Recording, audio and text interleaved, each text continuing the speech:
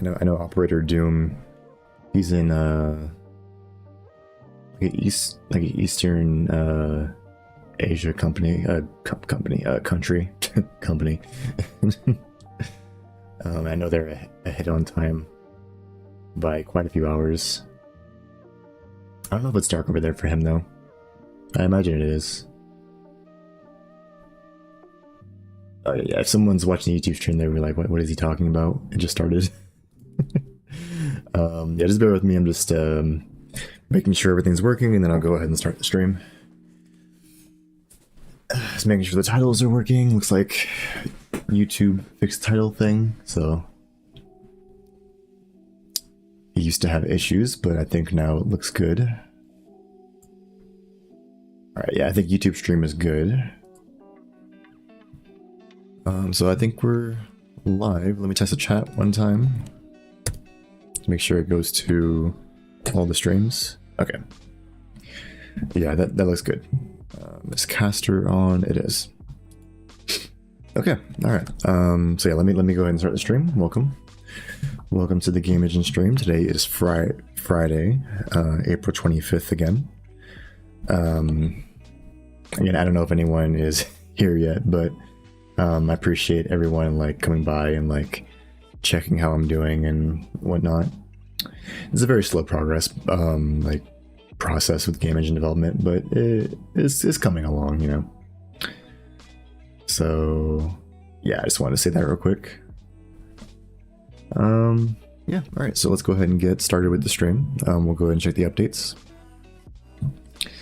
So yeah, let's start with the recent progress, and then we'll get into today's goals. So recently I got Pong working, like networked, right? So recently, like, I did a whole big overhaul of the networking code and changed up like the how do you say the bottom level API to like POSIX functions. So we went through a whole thing with that, and while it was being switched over and I was fixing things, the Pong gameplay was not working. So yeah, it works now. Maybe I can show you. Hopefully it still works. I did some coding after that, so maybe I broke something, but I don't think I did. So yeah, I'll go ahead and show you guys that. I also started a new modules branch, so we're going into a new sort of phase in the code, not just networking. And also I kind of want to speak on where I'm at with like Pong as a game, because I kind of changed like my goals with that at the moment. So I'll talk about that when we get to the progress board. But yeah, we're starting a modules branch. So I'm basically, like, the general idea is I'm going to be organizing the code of the engine into modules. I initially named them plugins, and I think my little illustration board still called plugins. I gotta go change that. But yeah, I decided on the name modules. There's this other streamer, his name's AK Elements. His code is organized into modules, and that's kind of what I'm basing my new implementation on, because I like the way he like puts his together. There's also another streamer, like engine programmer, named Travis Vroman. He has like a sort of plugin system.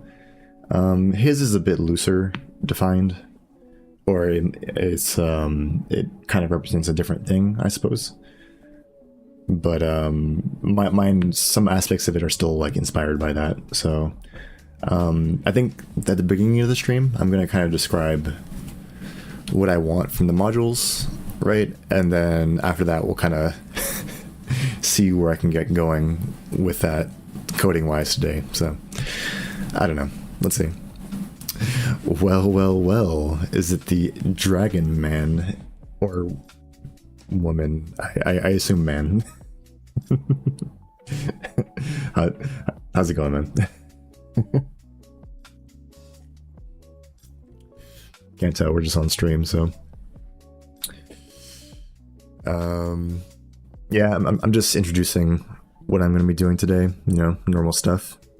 But yeah, thanks for coming by. I appreciate you.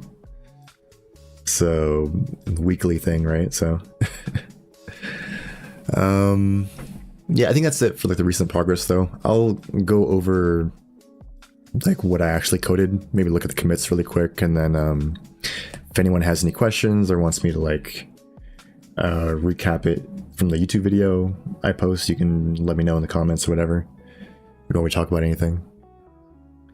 But other than that, I mean, I don't think a ton of people watch me, so you know, it's chill. But if anyone has any questions, just let me know. Like I'm here, so yeah, for sure, Dragonif. Yeah, I mean, yeah, it's good. It's good.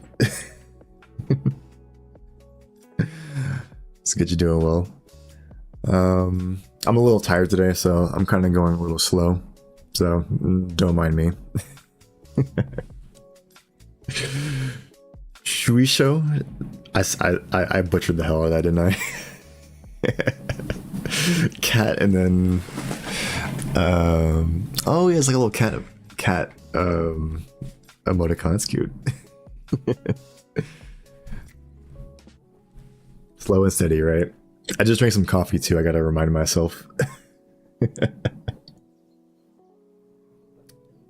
to calm down, but it's what keeps me awake.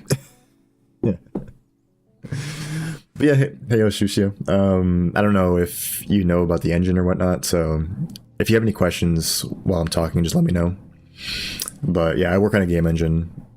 Yeah, recently I've been working on networking, and right now I'm kind of moving on to engine organization, refactoring type of stuff, so not the most interesting. But I'll show you the editor if you're curious or whatever, and then whatnot, or just chill, you know. Oh, you saw me on YouTube. Okay, for sure, yeah. Yeah, it's a work in progress. Right, so like right now I'm kind of poking holes in the architecture of the engine, so yeah, I don't know, but one day at a time. Hopefully it'll come together, and we'll see. Alright, but anyways, today's goals, yeah, so we're working on modules. Again, right now, I think my main thing for modules is I want to more strongly define the list of things I need to do, and what's like my end goal with it, right? Because if I just blanket say I want to add modules, that can go on forever.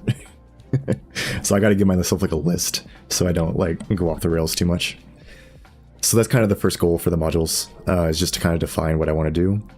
And again, I've already done some progress, like starting it up, so I haven't, like, this isn't fully new. I'll kind of show where I'm at with it. But it's going to be a decent amount of, like, looking at, like, writing out the list, maybe doing some diagrams, and we can, like, talk about it or whatever. Yeah, and then I think the first goal I had for the modules was to remove static data. Again, I'll get into that when we talk about it, so. But yeah, that's the goals for today. Yeah, I think that's about it for that. So let's go ahead and get to the progress board, and then we can go from there. This is my little diagram thing, so we'll get to it. Let's see. So I made this new little section. Active to do, so you can probably imagine what that's for. So I guess the big update is I kind of shelved Pong, so I'm kind of done with it for now. I've been working on Pong for I don't know how long.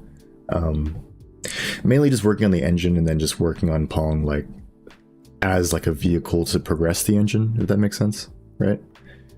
But I think what my goals now is I want to work on this module stuff to reorganize the code, and then once all the code is more organized, I can kind of put the engine together in like a way that I like better, so it's more extensible. Right now everything's kind of just jumbled. Yeah, once I do the reorganization, I'm gonna get back, and I'm probably gonna just like whip out a breakout clone like real quick, and then go from there. So that's the new goal at the moment. Hey, yo, Operator Doom. How's it going? Thanks for dropping by. I appreciate you, man. Yeah, there's a few regulars coming by. I appreciate y'all. Like, come by. It's chill.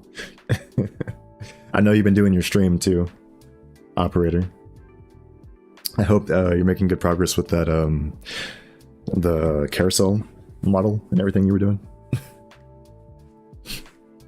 Oh wait, did I say carousel? Sorry, it was the I can't remember the name, but you know, the Ferris wheel. There we go. Yeah.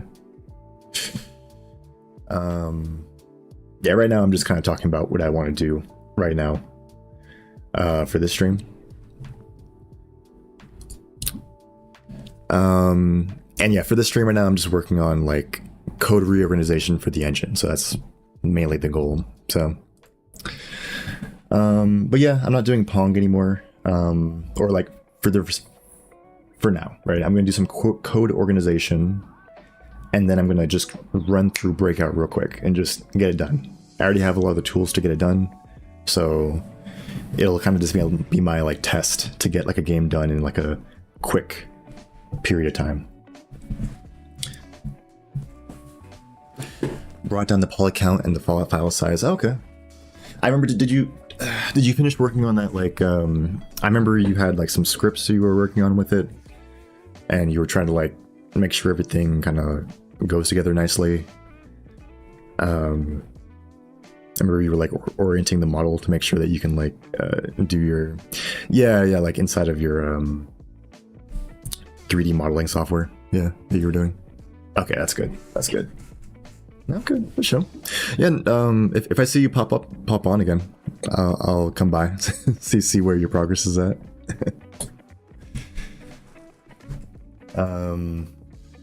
Yeah. I'm trying to think what else I wanted to say about this active to do. So yeah, I've been working on the engine architecture, so you can see that's the main to do at the moment. I don't really have anything else. I already started kind of making a list of what I wanted from the plugins. I'm also call it modules now. So let me just rename that real quick.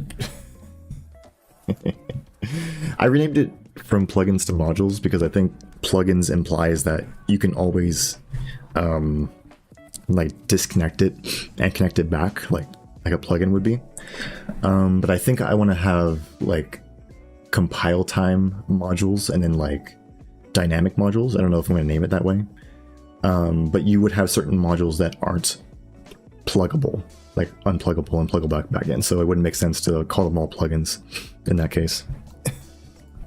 And you know what? Let me rename this too. Module. And also, again, I got most of my inspiration for this new architecture from, what is it called? AK Elements from like his Onyx game engine. So I'll kind of show like his engine code too. And like, maybe you can see like one implementation of what I'm talking about. And then maybe we can kind of go from there. Let me just go ahead and save that. Today, Operator Doom, today I'm doing a file cleanup, deleting a bunch of crap from my PC. Oh yeah, I feel that. Yeah, I feel like I had that. I mean, I'm not saying you do, but like I used to throw everything in my desktop. And you know how like you have like a desktop folder and then like your desktop gets full and then you don't want to deal with it, so you just like you just like select all and then create like a desktop folder. You just toss it all in there. And then you just have like this hierarchy of folders that just keep nesting, saying new desktop, desktop number 2. Maybe that's just me, I don't know. I had to stop doing that though. So at a certain point I was like, okay, no, I gotta go to like a separate drive, make a file section, and then actually have like a file hierarchy with all my stuff. Yeah, like I used to do that a lot with my laptop. And honestly, I gotta clean up, or not clean up, but I gotta get a new hard drive, because this 1 terabyte hard drive that I have, it's actually from my laptop, which is like I had back when I was in high school.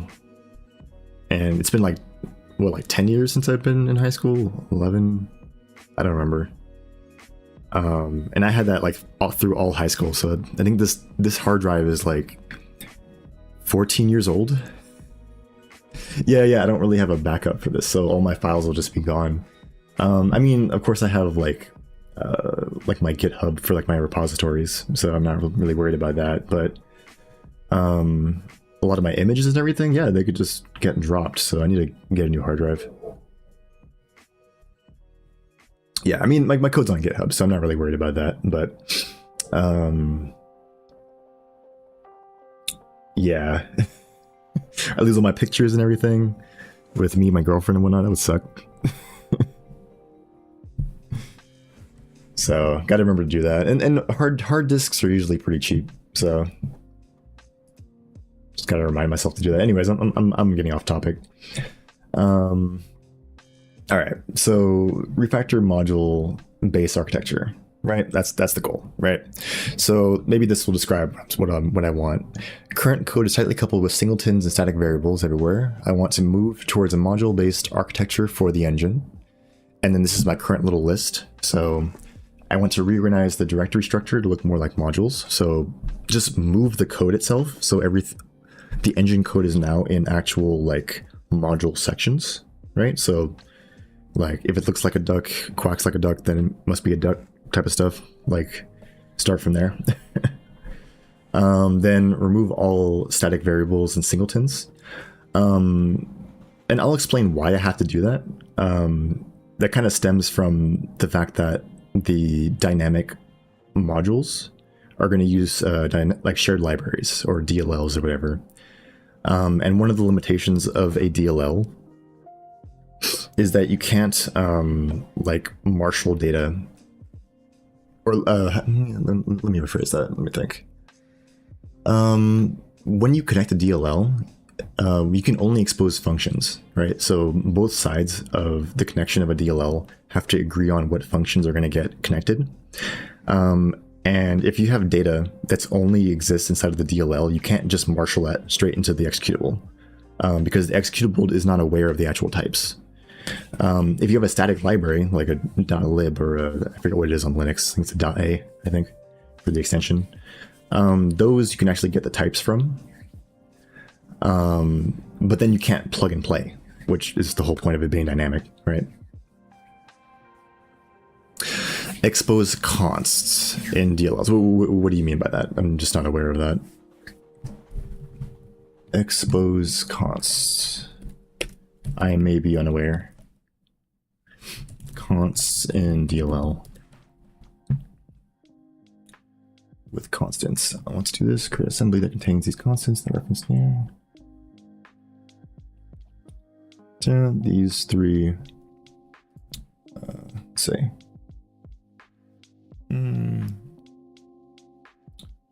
data constant when you change it.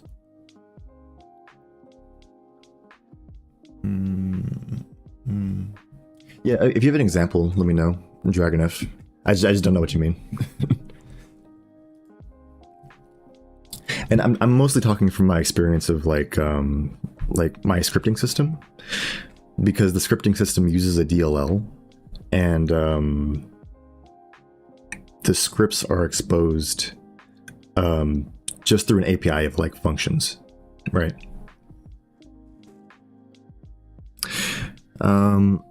I know there's like different ways you can put together like a DLL, but if you want to dynamically plug and play, I think the usage cases of it are different. I don't know. It's been a minute since I've really delved into the details with that, so I'm trying to remember. But I just remember when I was dealing with it, the major issue was that I couldn't marshal data unless it's like opaque, or like you don't know what the actual type is. Yeah.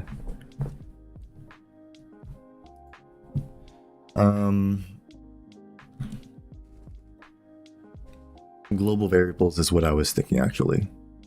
So, okay, well, let me describe like the problem space like more clearly then, and then maybe you can see like what I'm talking about specifically. So like say if you had like an engine, right? Like the current architecture for my engine, right, is that you have this engine.lib. It's a big monolithic piece of code, right, with all of the stuff like stuffed into it, right? Like all the AI system, whatever, right? And then this defines a lot of like static data, and like static kind of global, whatever. The lifetime of it is stuck into the engine.lib, right? And then the Pong.dll is dynamically connected to the engine.lib. So basically, if you're in the editor, right, like the editor.exe, forget about the runtime right now. If you're running the editor, it depends on the engine.lib, which again is a static library, which means it shares its types and all of its information with the editor.exe. So basically this becomes one big piece, right? And then the Pong can like connect to the engine.lib, which in turn connects to the editor.exe because they're all one big piece, right? But the thing is, right, like this Pong.dll needs to like call functions on the engine.lib, right? Because that's the whole point of the scripts, right? You connect this DLL, and the DLL lists a bunch of like functions that have like a bunch of instructions, right? And then those instructions are basically commands that the engine should do, right? And then these instructions need to come from somewhere, right? So basically the engine.lib provides those instructions as functions, and then the DLL provides the scripts back that can get called from the editor, right? And then the reason it's a DLL is because you can drop this and then connect another one, like a new version of it. So like this is like version.1, and then you do version.2 because you changed a bunch of things, and then you connect that one. It's like the whole point of the system, right? And the thing is, right, this, if you just had it like this, where you just provide function pointers, this DLL has no idea what types exist inside of the engine.lib, right? So my current solution for this is to basically make the engine.lib a static library for this DLL. So essentially, this DLL now has its own little engine.lib. Sorry, I can imagine this as engine.lib, I don't know. But yeah, it has its own lib, and this provides the types for the DLL, right? So now it knows how to interpret the data from the engine.lib. But the problem is any like data that exists inside of this engine.lib, like any static data or any global data that exists inside this engine.lib is different from this engine.lib. And that's very annoying.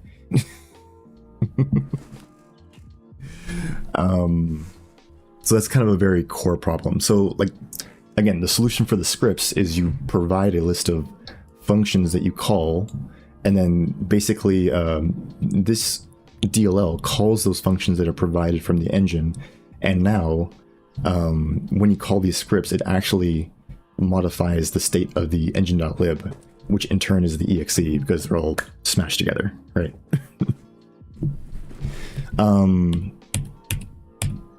Yeah, so that's kind of like the way that works, right? libretro emulator cores. Oh, that's how that works too? Yeah, I've been looking at some other architectures for, like, not particularly that one. I don't know about libretro. Sounds cool. And yeah, it's surprising how many applications use like the same like structures. I mean, it makes sense though, because that's how you would put these things together, right? But okay, I guess I'm just rambling. But okay, but the core issue again is that, like, if I just provide this lib right here, if this has any static data in it, right, this is different from the static data inside of this lib, right? This is the data that's actually relevant for modifying the runtime of the exe, right? Or in turn, the actual runtime of the game that you're playing, right? So one solution you can do, and this is going to be specifically for these little DLLs, right, is I'm going to break up the engine into a bunch of DLLs or modules or whatever, right? Let me get rid of this drawing thing. So we have like this physics, right? And then like you can think of, I don't know why this is dependent on here. Let's get an actual dependency, like this one. Let's move this over. Yeah, so you would imagine maybe the animation system might need to rely on like the OpenGL or maybe like a rendering plugin as like an interface or something. But the OpenGL is how you would render the actual animations, and you want to have like a definition of textures and whatnot, which might be defined in OpenGL or maybe like a types plugin or whatever.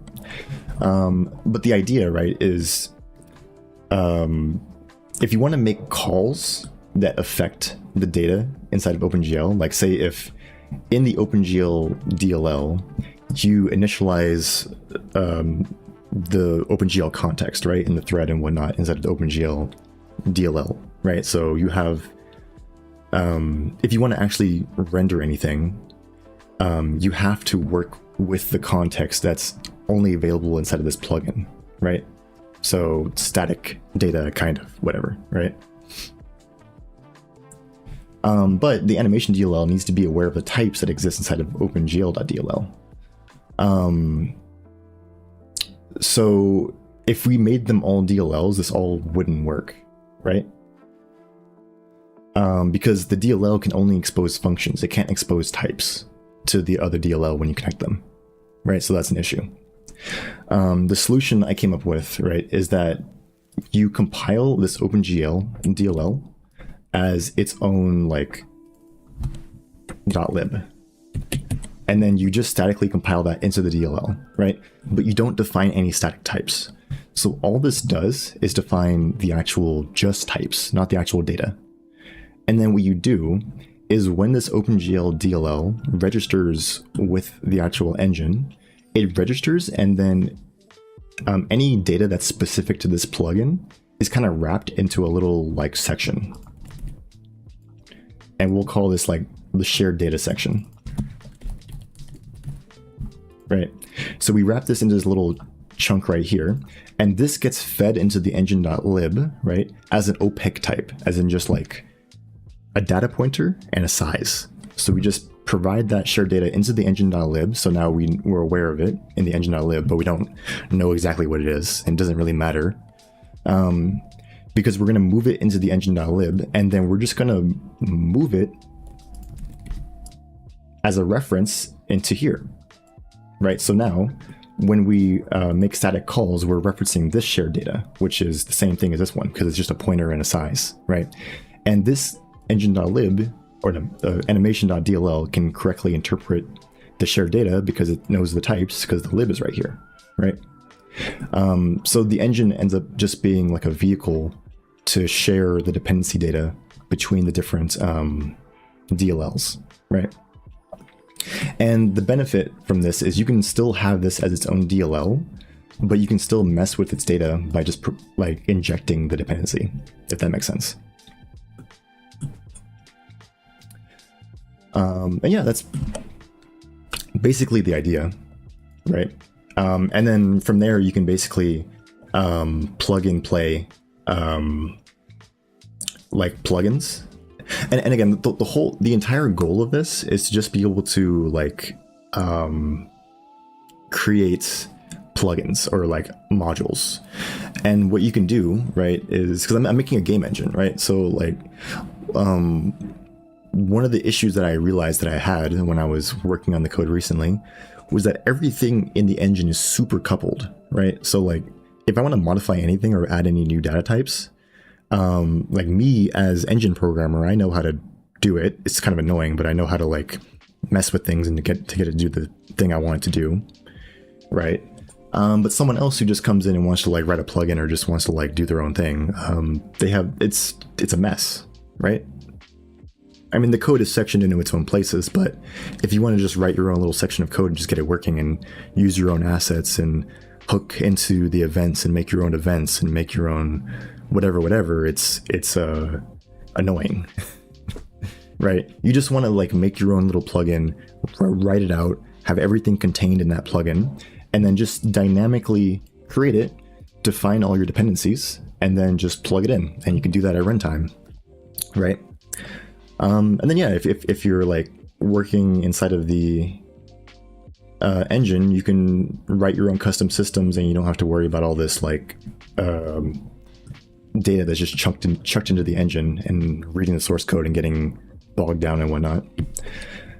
I guess I just describe like a normal plugin system, but I think it's pretty important. And like, at least like for my goals, I guess, with the engine. Yeah. Trying to think if there's anything else I had to say about that. And then also the idea with this too is that this is super dynamic in the actual like editor context, right? Which, you know, slow, right? But in the actual runtime, what I'll do is basically when we're creating the actual runtime.exe, we are already aware of what plugins, what modules, everything that's needed for the runtime to work. We're already aware of it, right? So what I can do is, instead of doing a bunch of template stuff, instead of doing a bunch of like macros, I mean, I still need to use macros or whatever, but instead of like trying to get the editor context to be super efficient and whatnot, in the actual runtime, all I have to do is just define what libs I want and then just link those in directly. Like just using basically like a Python script, right? Like you just write exactly what libraries you need for that game, you write them directly in, and you go about your day. Because the editor needs to be dynamic so you can actually make a game, but the runtime does not need to be dynamic. You just put exactly what you need, and it can be super tightly coupled because that's the game. Right? You wouldn't be modifying it. I mean, I guess you could add plugins at some point, but I kind of don't care. Like, the runtime should just be one solid piece that you can work with. I think Unity has this plugin system, and then they provide the DLLs and expose them to the end user, right? And you can like plug them in or whatnot. I don't think I want to do that. I think I want everything to just be one exe, and then it's just nice and clean. And then you can kind of choose what you want to expose, I guess. And yeah, let me run the editor. So you can kind of see what I'm talking about with that final build of the runtime.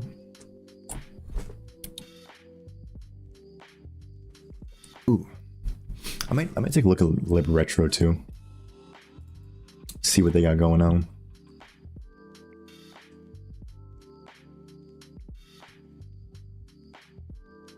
Yeah, like exposed to the end user, that's like way, I think it's better for like many reasons.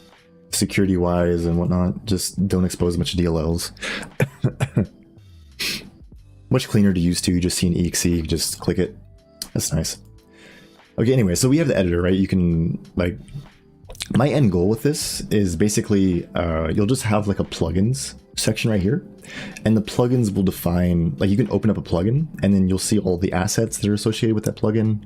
You'll see all the systems it's hooked into. You can like move the systems around. You can like hook it into whatever like event system you want, and then that will kind of just be exposed directly here. And then if you want to write your own plugin, you can write it in C++, link it in, and that'll get reflected right here, right? Because right now I just have a bunch of asset editors, which is cool, right? But it's kind of all over the place, and it's kind of hard to tell like what each asset is for, if that makes sense, right?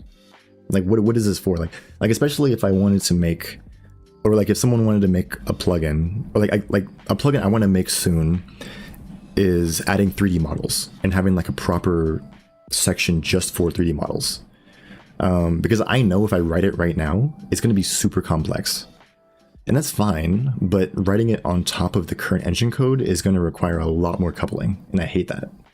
So I'm just going to write this plugin system, and then once it's properly in the plugin system, I know all of that code for like rendering 3D models, putting that together is like sandboxed off into its own section.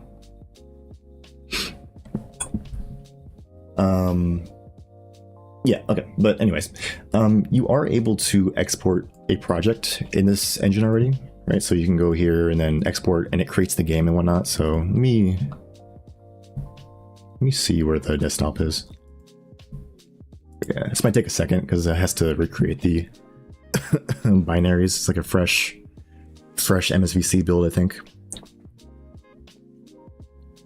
But maybe we can look at the files while it's being built.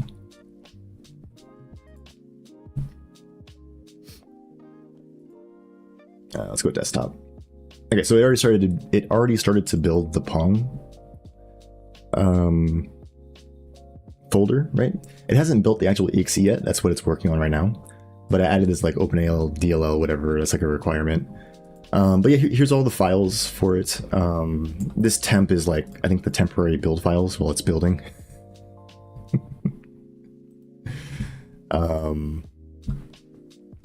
What is it called?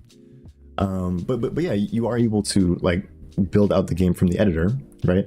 So if I am going to export like a game, in the editor, I'm already aware of the entire requirements of the game. So again, instead of doing a bunch of template stuff, which is cool, whatever, or like trying to get everything to work with template metaprogramming,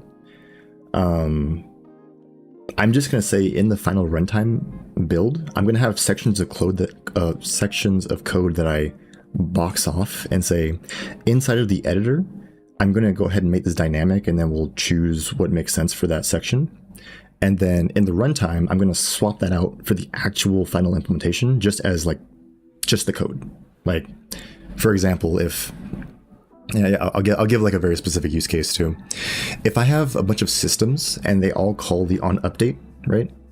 If I'm messing with all the on updates and I'm kind of like organizing in what order they do, like I want to do rendering first and then the AI, and then like, especially if it's all single threaded, you want to do it in a certain order, right? You can organize that in the editor, swap them around, and you want to keep that dynamic, right? But maybe in the final game, you don't want it to be dynamic. You just want the render to call first, then you want AI to call second, and then you want whatever else to call third, right? Like your custom plugin system to call third. So in the final runtime, you just do that. You just list them out, and that's the fastest thing you can do. I mean, right? I don't know. Never store things only on the cloud. Use version control for sure, but locally. I mean, I guess I do store my code on the cloud with GitHub, right? Technically. I mean, they store it on their servers.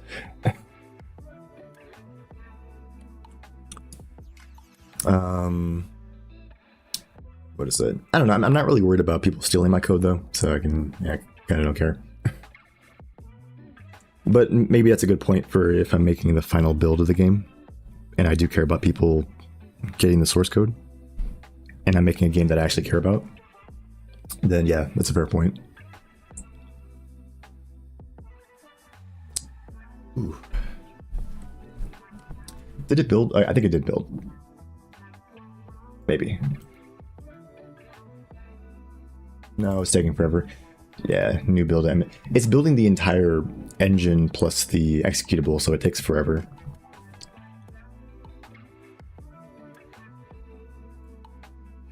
I could fix that with like incremental builds or just making it compile faster.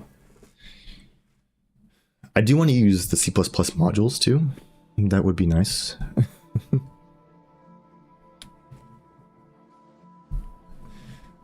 Hopefully that'll fix up my compilation speed too. Okay, it looks like it finished.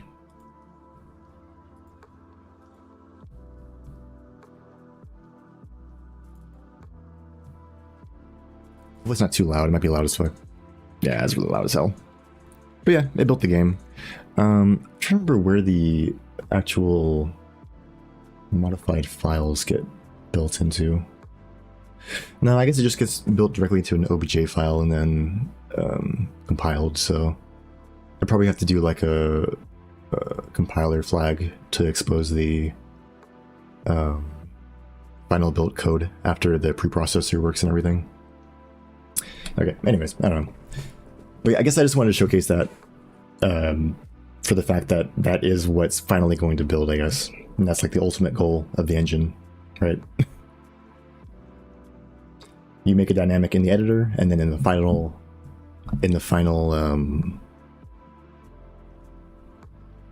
game, you couple it back down and you get the best performance out of it. So yeah, I guess that was the description of the module system. Trying to think of anything else I wanted to say about it. I was kind of writing like a basic idea for the plugins. I didn't even start this, to be honest. But I was looking more into like the directory structure for the modules, which, and they're so-called plugins here. I should probably rename that. Let's see.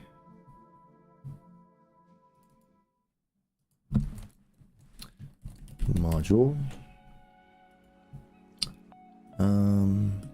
Let's see. Module. Oh, you know what?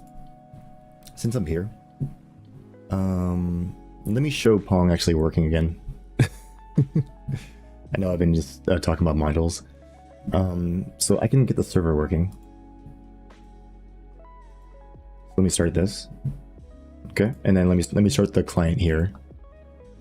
Okay, so it is connected. You can see the client working, server's working too. Since I built, sorry, this, I can run it.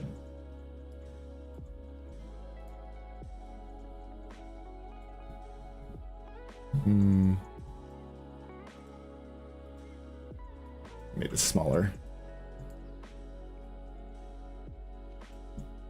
So the ping is a bit misleading because it is local machine, so it should be really fast. But for some reason, the round trip time is really slow when I'm in the main menu. But then when I start sending more packets, it speeds up. I don't know. It's probably something I wrote in. It's like a bug, or just the way it behaves. I gotta like check that. Let me see though. Where is the project settings? Oh, it doesn't show it right now. Let me move this up. I'm trying to figure out a way maybe I can showcase both. Running. Let's just close this for a second. And close this. And then we'll move this below here. Okay. Okay. So then we'll go ahead and start. It's disconnected here. And yeah, after this little pop-ups go away. I gotta refactor the logging system too to be more like per section, and then it doesn't pop up for every single thing. Alright, anyways, you can see the ping is like, average is like 6-ish, 7 milliseconds, right? Here it's like 11 milliseconds, but this is for connection 1 and connection 0. I'm assuming it's a little faster for this one since it's the same application. Well, no, it's still socket communication. I don't know. Alright, but anyways, it still works though. You can still play. Again, I'm testing it locally, but it does work online. I've tested it with my friend before. I'm not really going to test it right now because if I do it right now with everyone, like, it does expose my private IP. And I still need to get it working on Linux so I can host it on like a VPS or something.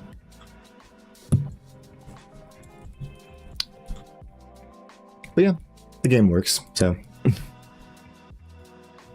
Sorry if it's very small and hard to read. I think my music stopped. Let me go fix it up real quick. Let's see. I'm surprised you only have one hard drive still.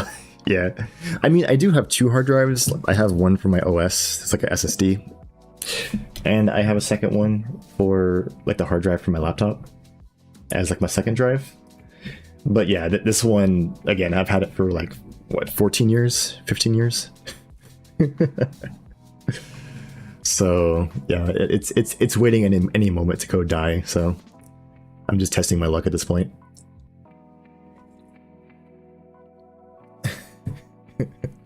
Some say I'm living life on the edge, but it's kind of a lame way to live life on the edge. I think arguably even like, I think past like 5 or 7 is too long, right? For like a hard drive. I forget the actual like recommended numbers for that. Yeah, fair enough. Yeah, I think I might get one of those what is it called? Yeah, 7 to 10. Yeah. I remember seeing some number like 7 is the recommended lifespan for these things.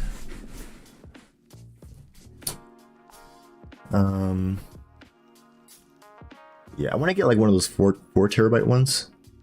They're like, I think like 50 or 60 bucks over here, so it's not too bad. Maybe the price went up. I don't know. I gotta check. That's US dollars, by the way. So, okay, wait, real quick. So I want to remember if there's anything else I wanted to showcase. I think that was it for like what I've done before and for the modules. So let me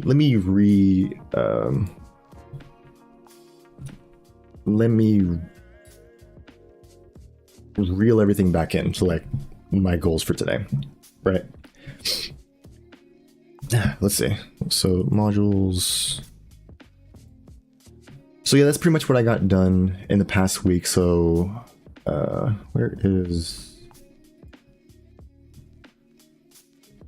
this? Yeah. So again, my first goal is to better define this list of things that I want to do, right? So that'll be what I do in a moment.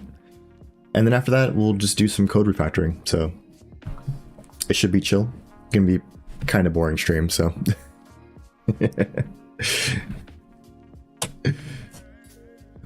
Let's see. Brother, if your hard drive is not old enough to vote yet, you're good.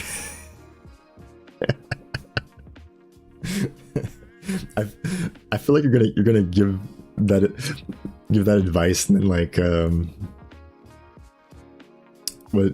what is it?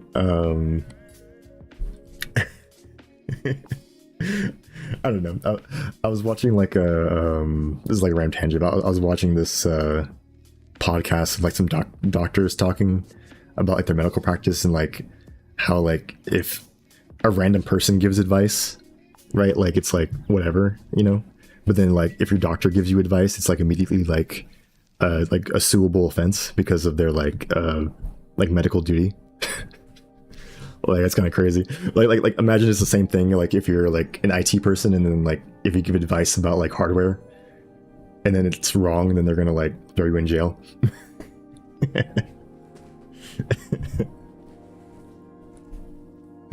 I don't know, man. He said it could be 18, 20 years. Said it was fine. Let's see. You don't need 4 terabytes. I would suggest you get a good SSD for your main storage drive, either NVMe or solid. Yeah, my SSD for... I do want to get a bigger size SSD for my OS because it is getting a bit cramped. And I also want to get a dedicated SSD for like putting games on and like, you know, like temporary applications that I just want it to run fast. I'll probably put it on an NVMe. Maybe like 1 terabyte. But I do want a 4 terabyte for my like back-end hard drive. Oh, so you're saying 2 hard drives for backup? Yeah, that's fair. I guess it just depends on the price, right?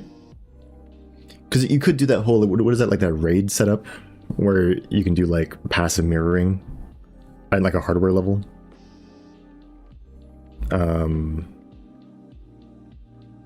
And then have like a full backup. Because I imagine my hard drive is where I put things that I want to keep in like archive. I don't care if it's a little bit slower. But yeah, I do feel like I want the 4 terabytes of just absolute space. Just for like room, right? If I want to like archive stuff and just keep it. Oh, have you used RAID? How you said it was annoying? Oh, that sucks. What configuration did you use with RAID? Did you use mirroring or like parity or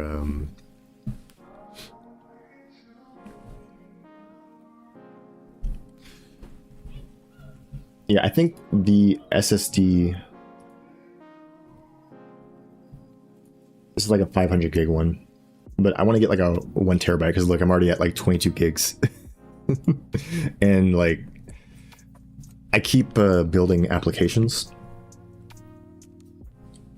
I think a lot of the temp files end up going into the OS drive and like blocking up the space.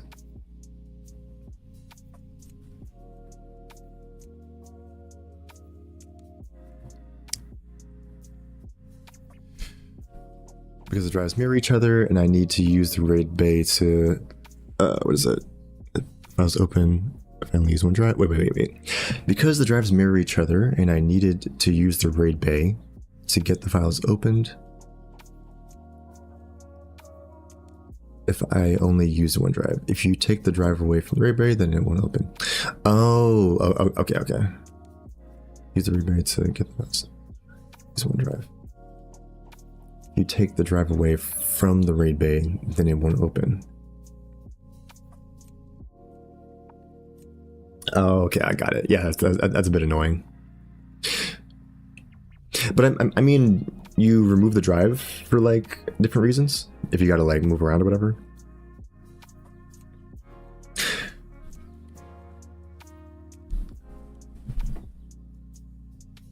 I might also get one of those like portable drives, but I don't think I have a need for it right now.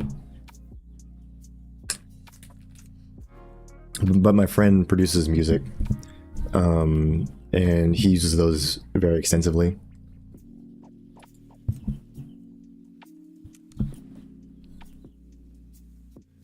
Put it in your PC, or if is there any way to like configure it where you could like get around that or whatever, like say like you're done with it being on your computer, like you don't want to do the RAID anymore, but it was using RAID at some point, and like you're okay with like getting rid of whatever configuration was on the hard drive in the first place. I'd assume that there's a way to like pull it out and then reconfigure it so you can use it normally again, right?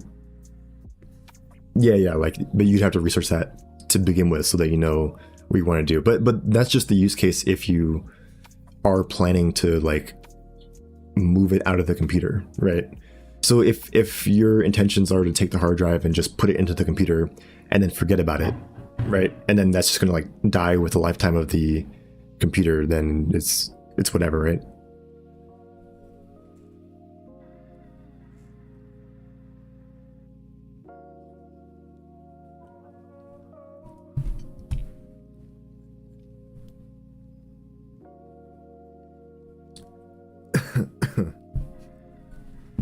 I'm saying lifetime like it's a memory allocation. Let's see. Okay, all right. Oh, also, let me show what organization I've done, right? And maybe I can best describe that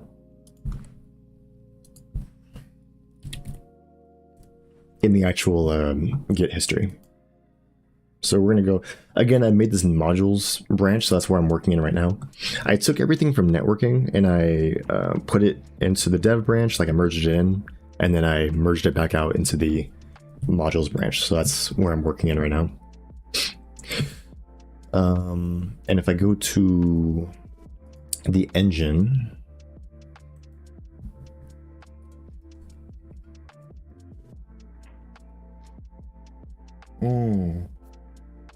I always thought NAS systems were cool.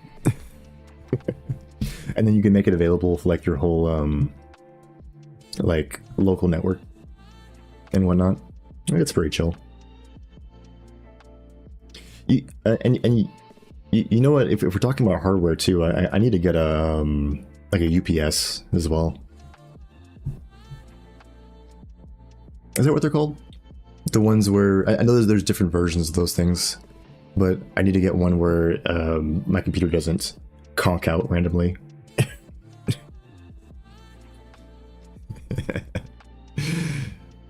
Ideally, I was that and I read onto it.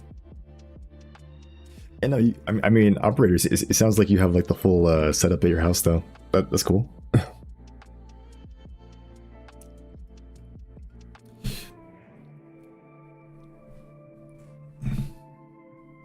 Yeah, I remember I learned about all this stuff, but I never really had the money to like properly implement it. So I just never bothered, but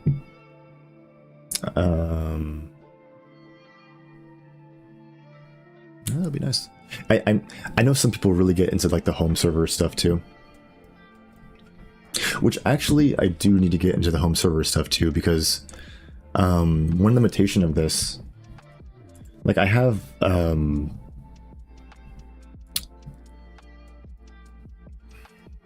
what is it called? GitHub Actions, doing like CI/CD to make sure everything's good on the engine, right? But it only works on Windows. And I have gotten Linux working before, but I kind of forgot about fixing Linux because I don't have a way to automatically make sure that Linux works as well. I've tried WSL, I've tried using like VirtualBox and everything, but the main limitation for that is that my OpenGL type is too high, like it's too recent of a version, and a lot of them don't support that version. So I can't run the automatic CI/CD from those, which is very annoying. So maybe like a home server would be nice. Or just reducing the version of OpenGL at some point, but that's a whole other rendering thing.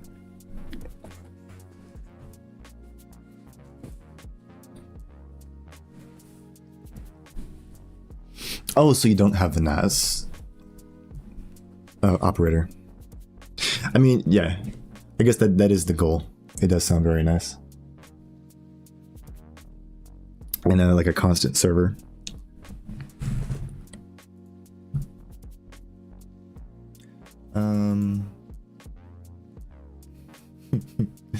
Let's see. Engine. Okay, let me go back a few commits, and then we'll check. Oh, and again, I don't know if anyone's watching is like, oh, like he's how do I say? Not like staying on topic or whatever, or not like fully like just doing the thing. I'm kind of treating these streams nowadays as kind of like a chill like thing, you know. So I do a lot of the work off stream, but yeah. So yeah, if anyone's wondering about like how I'm doing the streams nowadays,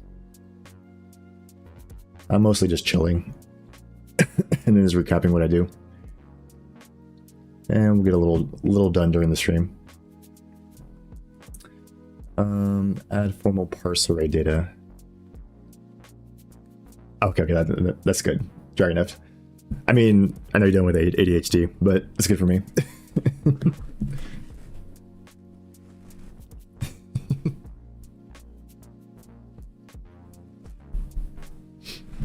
Hope you're alright though, man.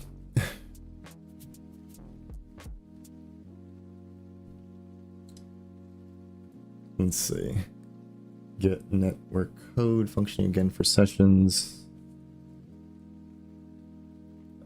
Bit of visualization. Okay, we'll do this one.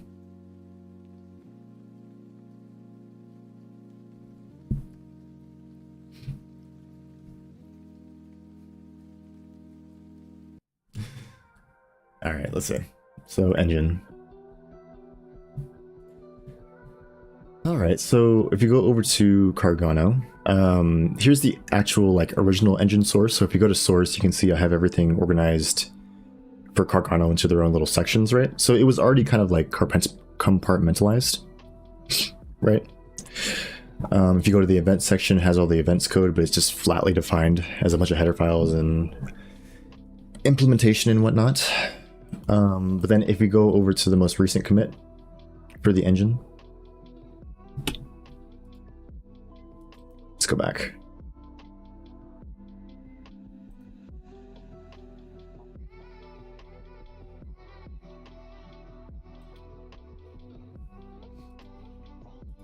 There we go. Okay. Yeah, it's just slow because of the VPN.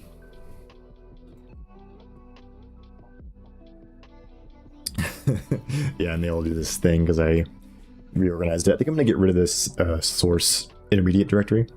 But anyways, now I have this like top level like modules section. If you click on it, the code's now put into like its own module section. And the whole point of putting it into its own separate section is so that now I can kind of put all of its resources, all of its like plugin module specific like data into its own section, and then I don't have to worry about like keeping everything like a flat directory. I can kind of organize the directory structure which in a way that makes sense for that module, I guess.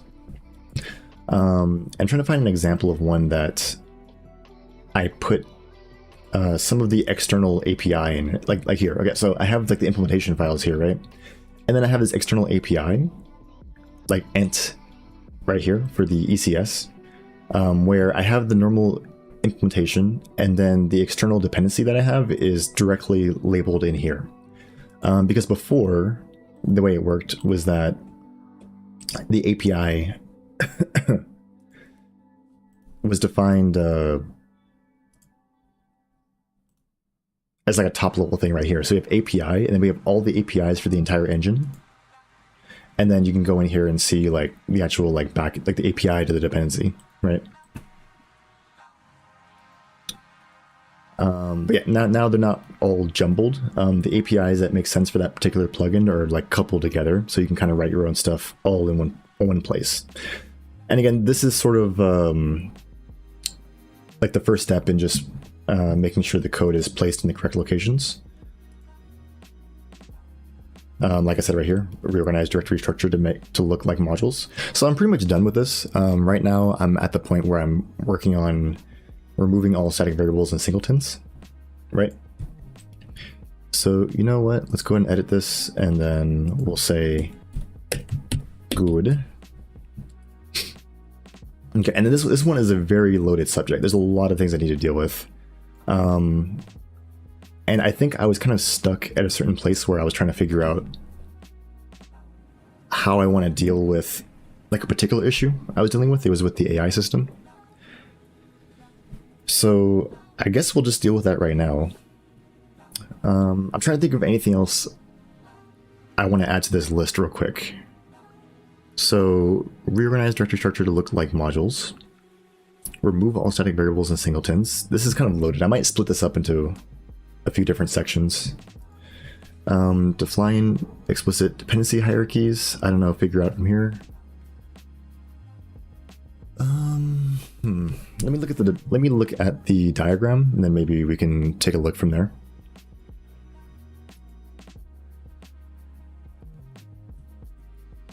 Let's see. Okay, so I mean, I guess to be able to get this directory structure right and get this working, the main working parts of this is that we want to, one, include these DLLs or whatever as static libraries into any like derived types or one that have dependencies on one. So if you have an animation DLL or module or whatever that has a dependency on the OpenGL DLL, we want to make sure that this engine.lib is connected, or this OpenGL.lib is statically linked into this DLL. And in order to do that, you need to make a project for this DLL, and then make sure inside of that like build system for this project, you link in the definition of this library but statically, right? So that'll be like a later stage thing. I still need to do the static data stuff and whatnot. So I'll probably put that after. So if we go back here, I'll say define explicit dependency hierarchies. I'll put it right after this one. I'll say link dependency, link module dependency as static libraries in build system. Okay. The other thing is this whole mechanism of marshalling data between the dependency as shared data into its like the module that it is depending on this or whatever, linking the shared data into this module, right, from its dependency, right? So I need to write out this actual mechanism for marshalling this data over. And that will basically just be a dependency injection, right? You just provide the pointer to the actual data, make sure it knows the size of it, and then it can just go ahead and cast it to the appropriate type. And I'm not really sure if I want the data to reside in the DLL or if the data itself should actually reside inside of the engine as like one big chunk of like data. And then from there, like you provide that data to here and it initializes this chunk of data with its actual type and then provides that back to the like plugin context. And then from there, you can just move this data directly to the animation thing. So I think I might do something like that, where we have like a memory pool or whatever, or memory pool, probably like an arena with the appropriate size memory. Just make an arena for all of the plugin data, and then just check the size we need from this DLL for the shared data, and then provide that like location in memory to here, and then this can allocate the memory to the shared location, or to the shared data location. And then now this is initialized, and then when we initialize the dependent code, we can just push the shared data to here and say, okay, this is the shared data from the OpenGL. So if you want to do something, you use this data.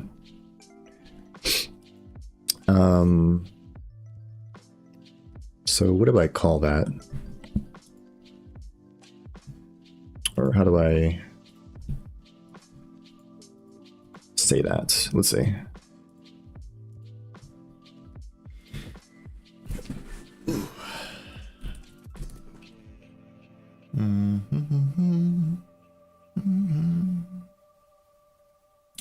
Link module dependency to static library.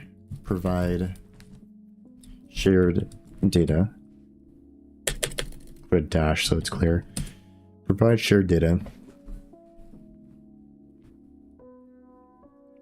for module dependency as dependency as opaque data pointer / size. Yeah, that needs like a whole system, so I'll figure that out. And then I'd imagine if you were putting that system together, in the actual runtime, you would be aware of what size plugins you need, so you can just directly like arena allocate exactly the size you need. But if you're like plug and playing a bunch of modules that have shared data in the editor, then you need a more dynamic approach where you could like add them, but still do it in a way where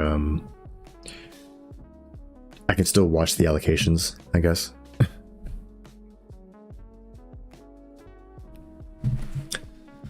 But anyways, yeah, I think those are the two main big requirements of that system. I'm trying to think if there's anything else I need to think about. It's like an actionable step. Push the shared data from there to there. Yep. OpenGL, animation. Once you push data, it has access to it, then I can do that. Okay, and then there's just like a lot of ancillary systems that need to be dealt with, so maybe I can define those. And systems that need to be decoupled. And that was like a big issue with the current engine. So I can show an example. Like if I go to the event system, that definitely needs to be decoupled. So right here you can see I have like networking events, right? With all these networking events. I think I have like, I don't know how many. And then I have like physics events, which are all defined here.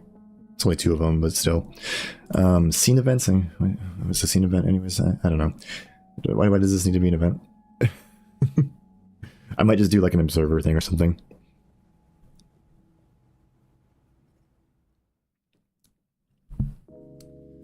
But you can see that a lot of these specific types of events are all defined inside of this event module, right?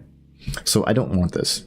What I want is if I have, say, a networking section, right? So I have like network, I go here. There should be a section for the main code, right? Like this ones that are unique to the network implementation or whatnot. That should just be here, right? But then you should also have a section for like interoping or interacting with other systems in the engine, right? So say if you need like a networking event, this should be its own little folder or section or whatever in here saying, okay, these are all the events that are specific to this module type. And again, if you were writing, how do I say? No, I forgot what I was going to say. Mid-sentence, my bad. Maybe it'll come back to me. Oh, okay, no, I remember now.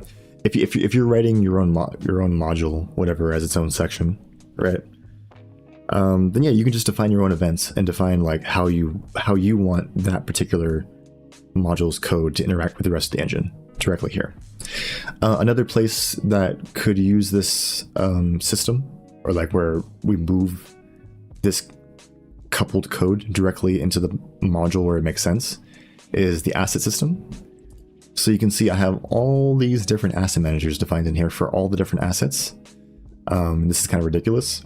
So instead of defining them all here, where it's like tightly coupled, you'll define like a serializer, deserializer. Also, it being a manager is kind of, I don't know, I don't like the name of this, but you define this in its relevant section. So if you have a input map, we have an input map plugin, right? Because input maps are kind of optional. And then yeah, you would just provide the assets, the asset input map here with its serializers and everything in its own little folder. And then that can define how it interacts with the asset system. And then all the data for the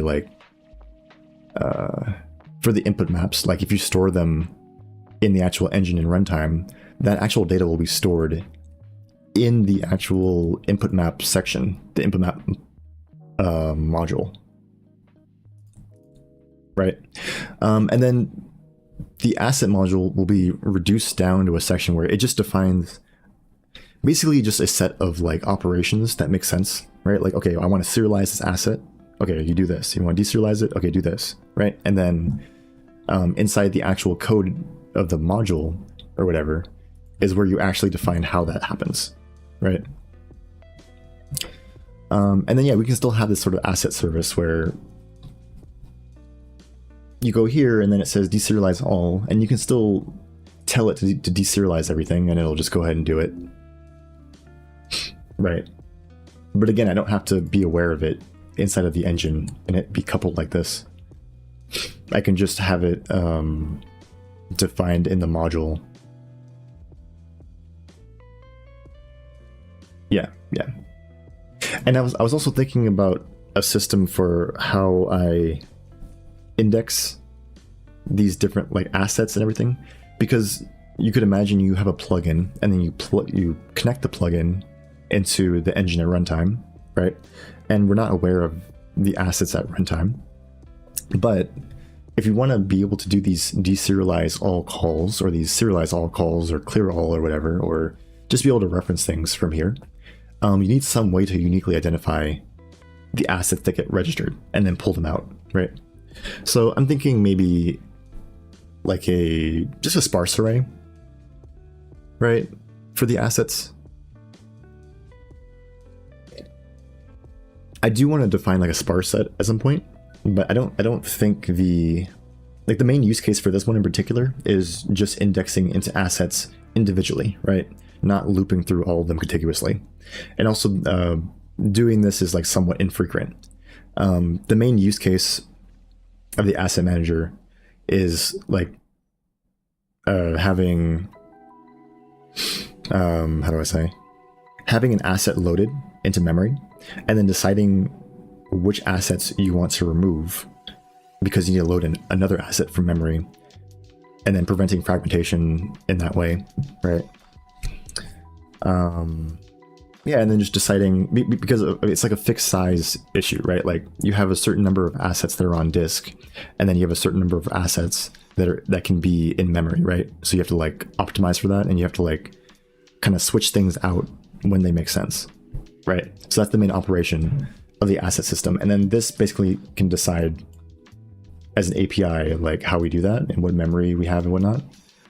And all the details of the actual asset and how it interacts with the rest of the modules and whatnot can be dealt with in the module itself. So it's all kind of coupled together. One more section where this is really needed is in the editor UI. In the editor UI, currently I have, how do I say? Currently I have like a pretty, like the API just provides a bunch of functions that you can call, and you can build up whatever UI you want with those functions, right?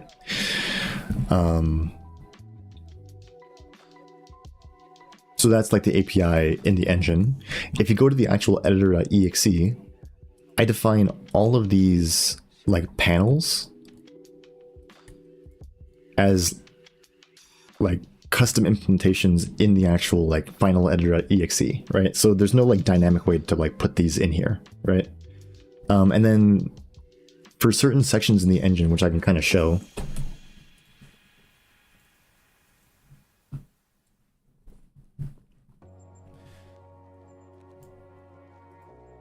if I go to the asset viewer, right? This asset viewer is basically like a look or like a peer into the state of all of the assets, right? So like all lumped together, right?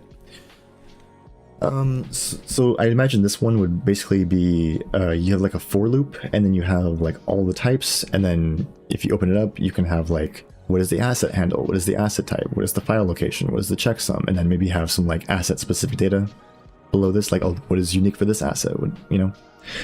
But they all kind of follow a very similar like structure, right? So for this case, inside of the actual module, you would just define like a section for the editor UI, and you define like how it should be like looked at and interpreted from there. Easier said than done, but I mean, for this one, it's a pretty easy case. You just define like, okay, what is its name, right? Like, what is it has an asset handle, it has a type, whatever, and then you just display that, right? But then you can have an override where you show like more information, and you can just define that in your plugin, and then it'll just show that here. And then you can just link in the editor UI as a dependency into the plugin or the module or whatever. And then you can just build those out in the module itself. And then when you link in the plugin, it just exposes that directly right here, and you can write whatever you want, right? So if you're the author of the plugin, you can just do whatever you want here, right? And then the same thing for the assets, right? So if you have like an individual asset, like an input map or whatever, or like for your plugin, you have like a specific asset that's relevant for your plugin, you can define exactly how, like what you want to put in here. But again, instead of putting this code directly in the editor, like here we have the input map, if I can find it. Yeah, here it is. Yeah, we have the input map panel and all of its like widgets and whatnot to actually create what you see, right? Instead of putting this code here in the editor.exe, we'll just put this specific asset modifying code into the actual plugin, and then you can kind of write whatever you want in the plugin, and then that'll get reflected in the editor, right? So you can kind of create whatever you want, and then it'll be displayed there, right? And then I imagine too, like I could do a little bit of like templates, like these panels are kind of samey, right? Like if I go back to here, it has a very similar structure where you have this like open the asset, you open it, and then you go here, and then you click it, and then like you go over here, and then it's open, and then you just put whatever you want right here, and then it has the name here, and you go back out, and you can delete it and whatever. So it's very samey, right? So I imagine I could probably make like a template for that like type of panel, and then just define that in the like editor UI section, and you can just use that as like a template if you're just trying to like make a quick asset editor for like whatever you're doing. And then if you need something custom, you just use one of the already predefined widgets, or make another one, or whatever you want, right? But again, the whole goal of this is so that with the new system, if somebody wants to come in and write their own plugin, or the common use case, which is probably going to be me writing a plugin, you can come in, just look at the documentation for writing a plugin, and say, okay, you just need to make sure this is here, this is here, this is here. This is how you write like UI so that it's visible in the editor. This is how you connect it to the event system if you need it to like log events in a certain way. This is how you like connect with this engine system, that engine system. You link in this dependency from the module, right? And it's a very like structured and like very clear like manner that you can like pull in and like set up these plugins. And then you can kind of just build out whatever you want and not have to worry about recompiling the engine. You just pull in your plugin and just keep going, right? So yeah, I think that's it for the list. Let me go back to what is it called? The update section. So yeah, I think I'm done listing out the goals for the modules. I'll probably add more things I need to do over time. But yeah, I think let's go ahead and start working on removing static data, which is a lot more said than done, or a lot more done than said. Yeah.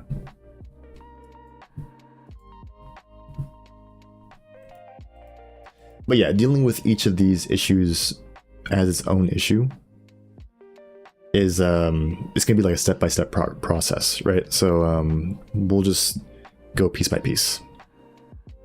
So I think the first thing I wanted to do was try and abstract the AI plugin into, or AI module. I keep saying plugin. I mean module, into its own module, right? Like an actual proper module, right? And with that, I'm going to start with getting rid of the static data. So let's go look at the actual implementation of the AI code, and we can go from there. And I think I was looking at it the other day, and I was trying to figure out what made sense for it. So if we look at this right now, for the AI, we have this type, AI message, type AI state. This is just a message being sent between AI, right? Probably should give us an actual type. AI state, this is like the asset AI state. So you can define what states you want and then do your AI stuff and whatnot. But this is, again, this is an asset. AI context. So this is the actual context data, right? So what I mean by AI context, right, is this is basically in this diagram, this is the shared data, right? Not for OpenGL, obviously, but for the AI, this is the shared data. So basically just like a message queue. That's about it. Like you can imagine adding a lot more depending on your needs, but this is a pretty simple example to try and figure out first. And then we have this like AI service where we have all these like static functions. So these are kind of like globally available in my engine, which is not the best. My whole goal with this is to essentially get rid of these service classes and then just make them like normal object classes, and then provide some like this context as like just normal data, right? And then what you do is, if you want to instantiate one of these shared data, right, you would instantiate it as its own like chunk of memory, right? Kind of like how I described before. And then any interactions you do goes through that object. But again, it's not static. It's you're working with that object, and you do sort of a dependency injection for that particular module. Ooh, okay. I'm gonna use the restroom real quick. Give me a few minutes. I'm gonna put 10. It should be 5 minutes, but yeah, I'll be right back.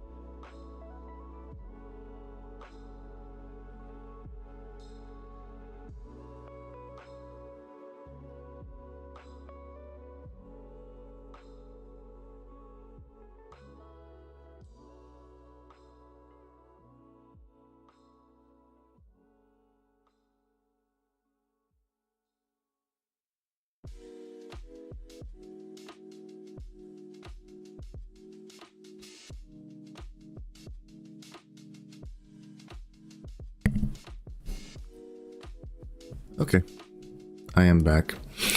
I was kind of thinking too about how I want to go about this as like a coding, from like a coding architecture standpoint, I guess. And I'm thinking some things. Some things. The first thing I'm thinking is I do need some sort of like I module data, right? Yeah, so I'm thinking some type of like interface for like the module data.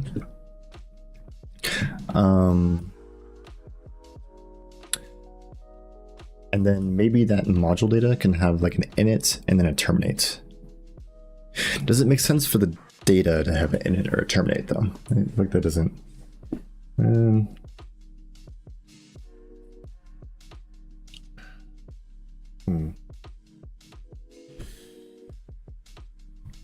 Okay, let me think about the actual operations before I start like naming a bunch of things and making everything like super just, I don't know, giving classes to things that maybe they don't need classes. I guess again, the general idea right now is I'm trying to put together the module system, which I guess is jumping ahead to providing the shared data for the dependency. But it looks like in order to get this working, I think I need to do that. So we're going to do that. And again, this AI one, I chose this one because it's a very simple example. There's not really much to it, so we can kind of start from there. But anyways, yeah, so we have this shared data. I suppose the main thing is we need to be able to allocate the memory for this data, right? So we need to provide it. I'm wondering, I could just not care for now, but then maybe leave, like I could just do like a new allocation for now. And then later on I can just make sure the API is open to switching it out to a like memory allocator or some more specific memory system. I do know the general idea for putting together like the virtual alloc and like the mmap and getting like those pages and then divvying that memory up to what makes sense. And I could go ahead and add that right now, but I don't think I want to like start worrying about everything. So I'm just going to make sure that it's open to receiving that allocation, or have some, when I define it, you can allocate it that way.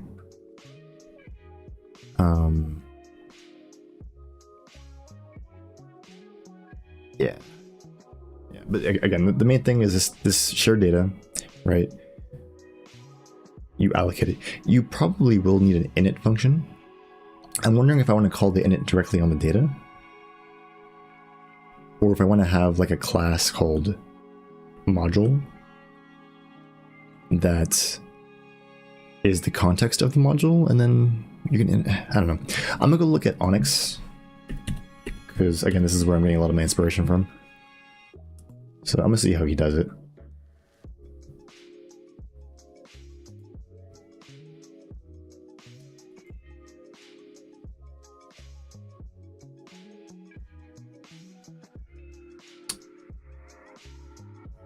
Where was it again? Was it an engine system? Okay, so this is an actual engine system, which, I mean, he implements non-copyable, so singleton-ish type of deal, right?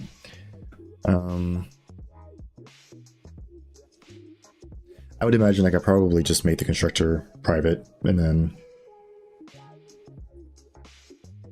only allow it to be constructible in a certain context. I think that'd be good enough for me. Memory, platforms, profiler, stream. Where was it? Oh, and again, if anyone like is curious about Onyx, if you're on Twitch, I have him like at the bottom of my bio, like recommended other streamers. So if you can go take a look there, he streams pretty often. So I guess it's not here. Let me go back. Let's go to application, I think. Graphics task graph. Okay, here we go. We have like an ad system. And then here with the ad system, we initialize the system. And we call the terminate function if it exists. He uses a lot of like metaprogramming stuff to kind of check if that particular function like exists or whatever, and has a lot of like metaprogramming functions to get that to work with the function arguments and whatnot. I don't think I'm going to bother with that. I know my implementation is going to be a little slower because I have to do things at runtime. But again, my main goal isn't for like the editor to be the fastest thing in the world. This kind of limits you to working mostly in compile time.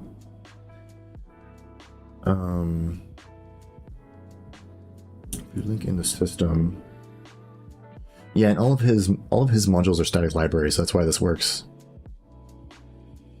Yeah, but for mine, I don't think this would work. Or if it would work, it would like limit me. But this is a good approach though, because things get dealt with at compile time, and then you don't really incur that cost. So just by default, he gets that benefit even in the final executable. So that's pretty nice. New system, but yeah, this is a system, is what he defines it as.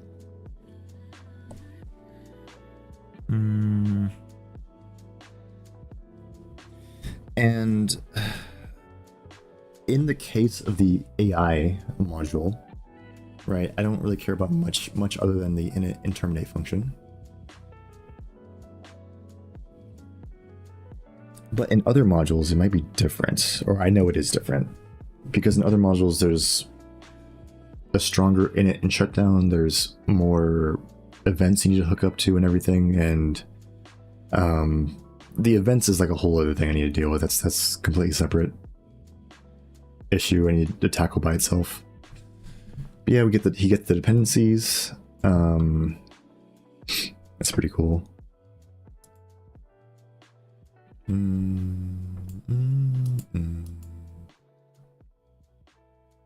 Okay, and then he uses like this type ID system. Because he gets a type hash from the actual type, right? And then uses that as basically its ID.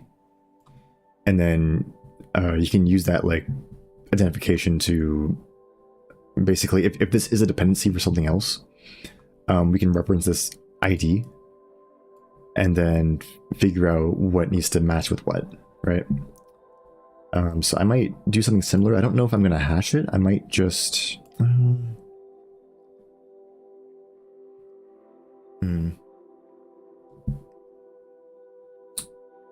Type ID with the hash. Yeah, I don't know. I don't know what's the best situation with that.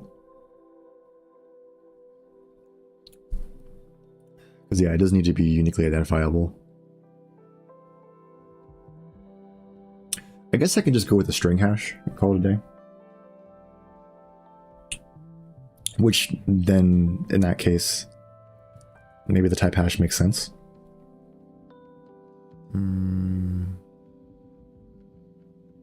Yeah, it's a lot to consider with that.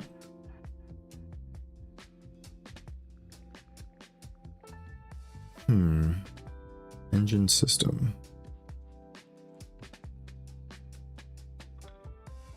Engine system, engine system.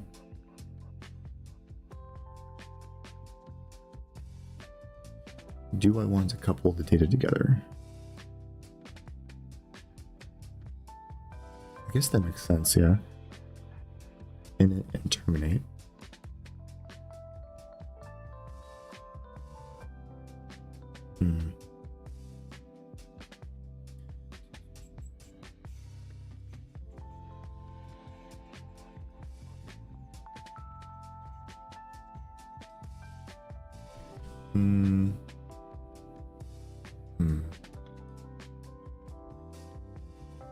Okay.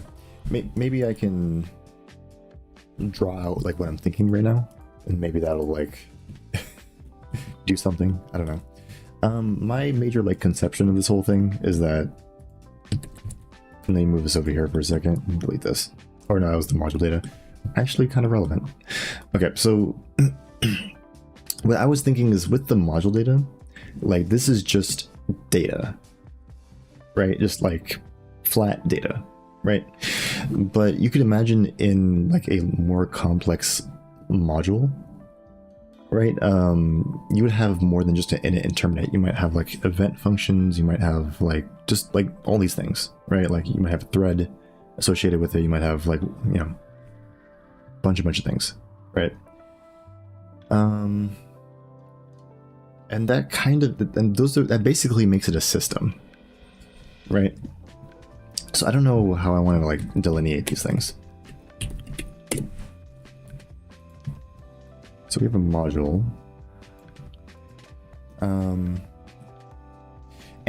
one big goal that I have also is to have a separate like system asset. So you have a system, maybe you have like an I system. And in this system, you can basically hook up like whatever you want to it, and then that can get hooked up into the actual like runtime, right? So I guess the idea, right, is inside of the actual engine, you would have I don't know what to call this, system user, I don't know, system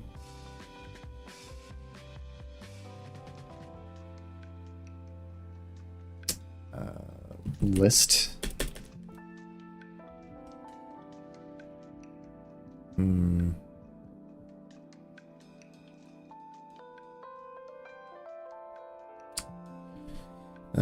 Let me think.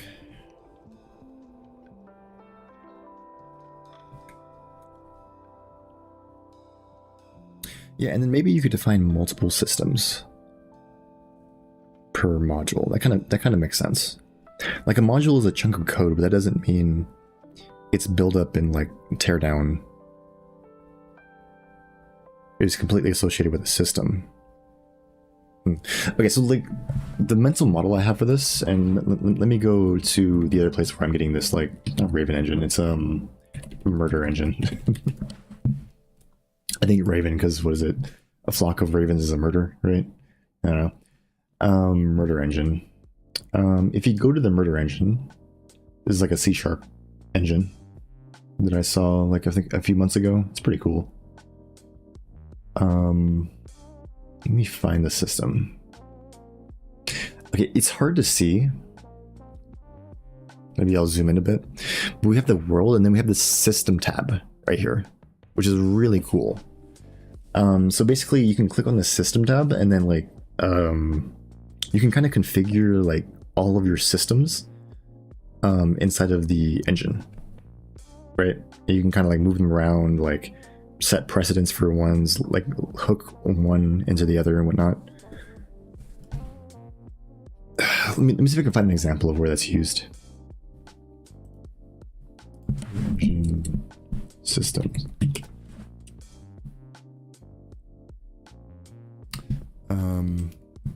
Let me not show it for a second. I don't want to get any DMCA or anything. Boat. Boat. Okay. Murder engine.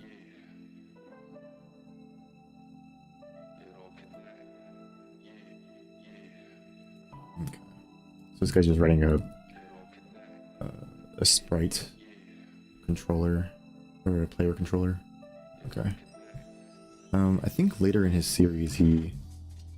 You guys can't see what I'm looking at right now. I'm just looking through this guy Noah Petride's YouTube. I think I've seen his series before, and he just covers like usage of the murder engine. And I'm just trying to find. I think he had a section about systems.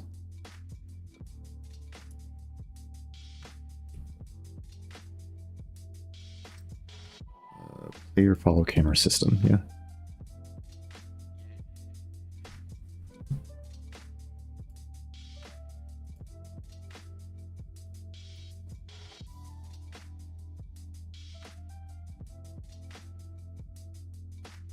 Hmm.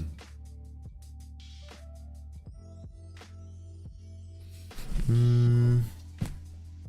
Do I want the system to be an asset?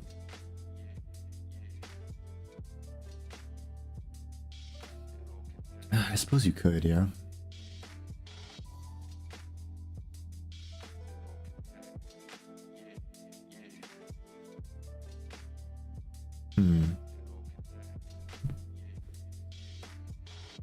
Yeah, I suppose you could, yeah. Suppose that one. Yeah. Oh, you know what? Maybe it's in the engine docs actually. Let me go take a look. See, people might be watching. I'm just just trying to find something real quick. Don't mind me. Yeah, murder engine docs. And I can show the screen again. Let's see.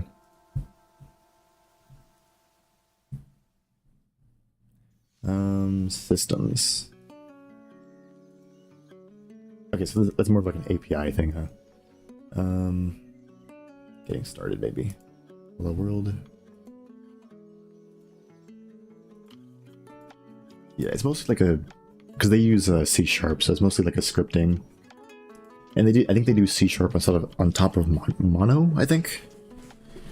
So that's how they kind of set up their system. Oh yeah, they have an observer class. It's nice. State machines. They have a little state machine thing. That's cool. Systems, reactive system, render system, iStartups. Oh, okay. So they have these different ones. What's up with this? Abstract, iReactive system. Unmodified, on remove, deactivated, on deactivated.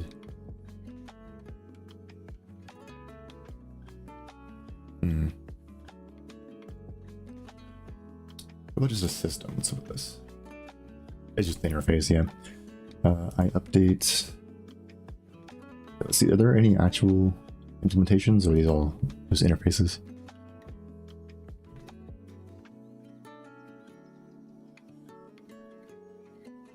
I guess this is just the core, so that's probably why. I don't know.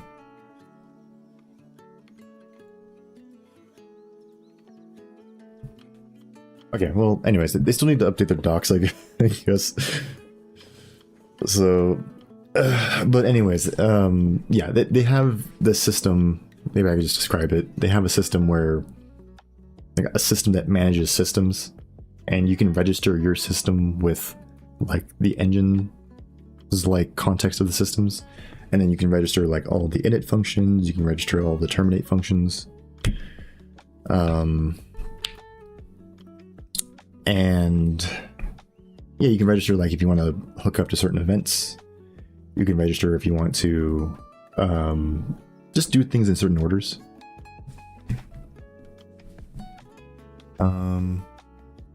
Yeah, so I think I want something like that. Something where you can build the systems and, like, put them together like that. What is murder? Broccoli farming? Broccoli farming.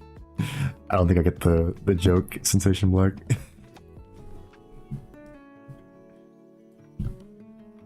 Broccoli.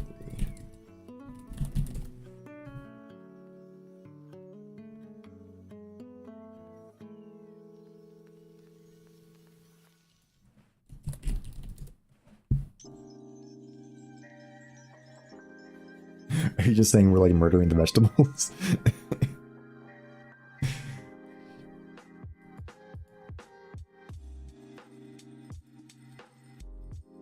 Oh, let me find some more music real quick.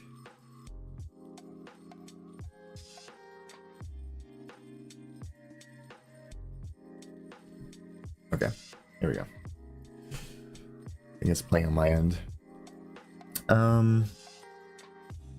Yeah, I'm just kind of thinking a lot out loud right now, so. Oh, I got you. So you don't like broccoli. Maybe that's why I didn't get it, because I love broccoli.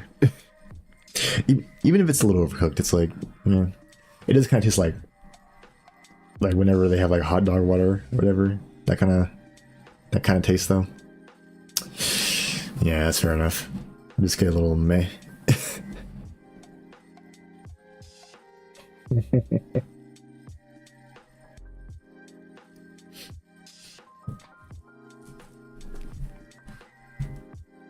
Oh no. I do want some vegetables though right now. I've been eating like reheated, like microwave food for a minute. I could use like some vegetables. Thinking about it kind of makes me hungry. I kind of want like broccoli, cauliflower, and like some like green peppers. Yeah, you feel me. That microwave. I mean, sometimes it hits. You know, that microwave food, especially like at the right time in the right place. It's just like, yes, this food is doing the thing. But yeah, right now I thought I'd never say it, but I kind of want a salad. I hate salads.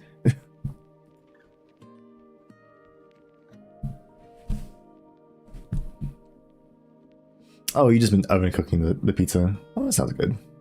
I guess it depends on which pizza. If it's like fresh pizza or like just like DiGiorno or something, I don't know.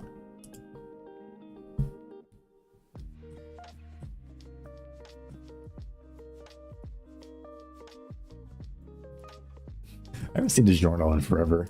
I just remember those ads when I was a kid.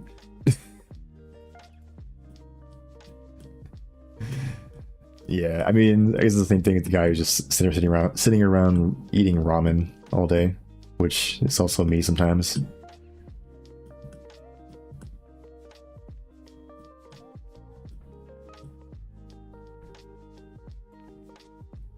Okay, I'm not sure what to. Yeah, I think I need to figure this out. I'm trying to figure out how I want to like put this together, I guess.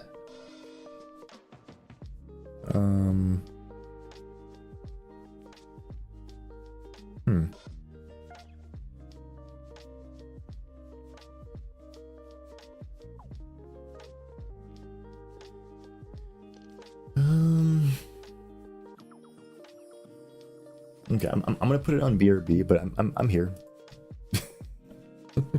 I'm just gonna think for a little bit. There's a lot of considerations for this.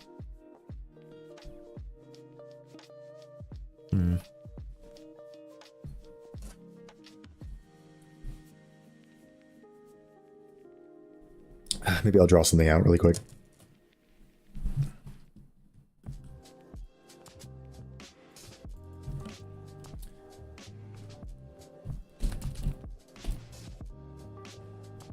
Yeah, I hate these like OOP that kind of lends itself to having these like handler classes where you're like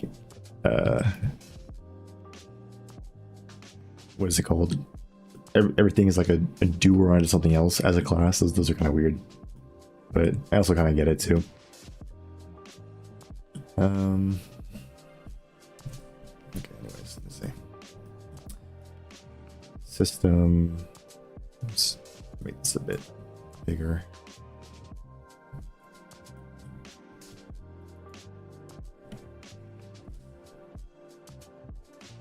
And it terminates.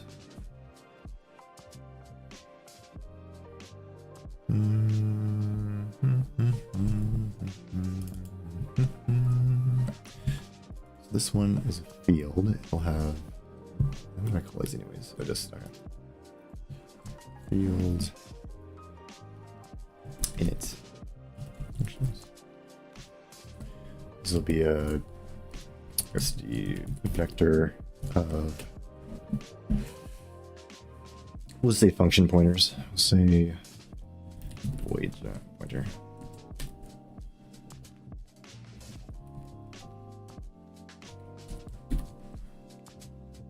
Yeah, init functions.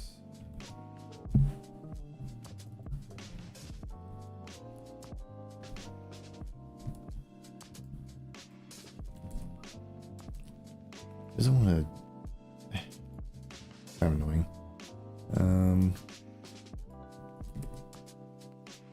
Okay. Can I Can I put you right here? Okay, there we go. Okay, terminate functions.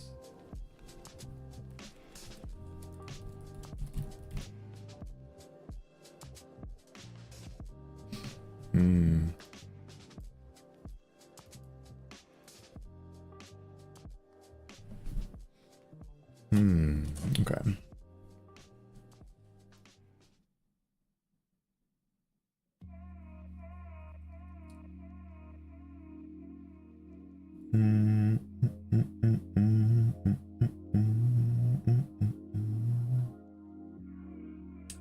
On update and then on what else?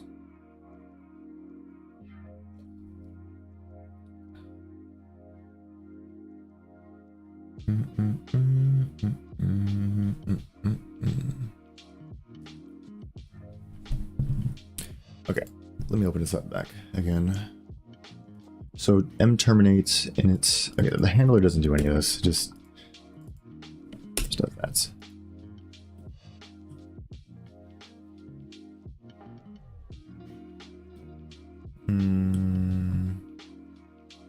Okay, so we have the interface for the system. Instead of having just an init function, maybe what we can have is get init, right? And then maybe this returns a kind of like a lambda declaration. It returns a void pointer, or we'll say function void, or maybe it could be a C style function pointer or whatever. And again, this is not supposed to be the most efficient thing ever. It's just supposed to work in the editor. Yeah, you can do like a get init, and then like a get terminates, and then we provide this SD function void, right? And maybe I can wrap this in like a nullable, like a SD get optional type of thing. I don't know. It is a pointer to a pointer. I don't know. We'll see.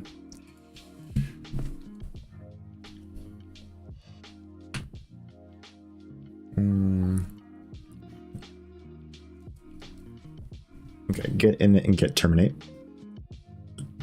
System handler, yeah. Okay, yeah, I think I get it. So then we can have this, and then we have this interface. And then from here, there's no data here. Copy this.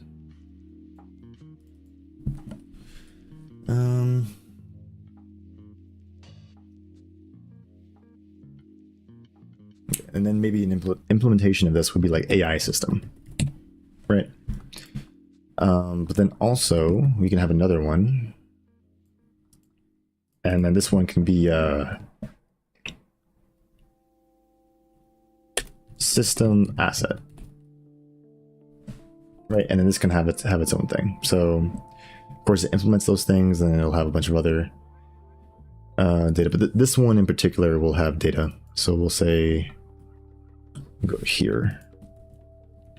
And we'll move this out. We'll put this over here. It'll fit. There we go. And this one will say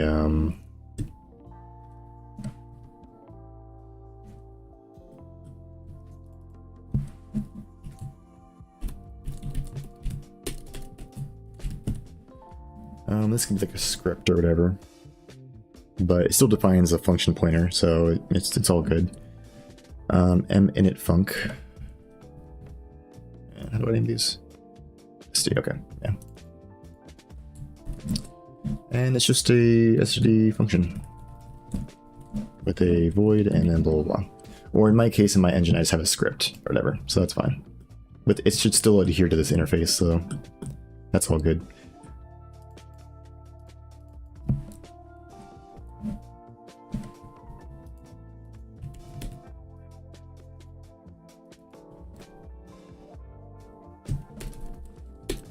Terminate func, and same thing.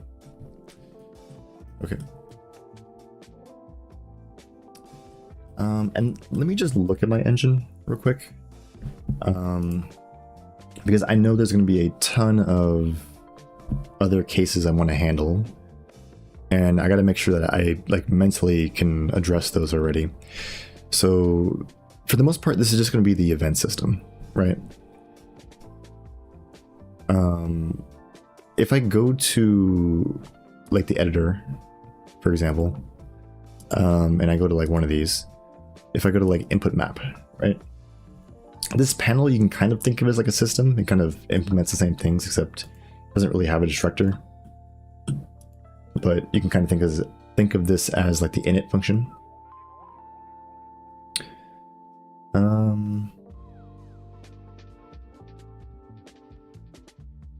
Let's see. Okay, and then these are the on event functions. So we have like, in this case, on editor UI render, that's unique to the editor UI.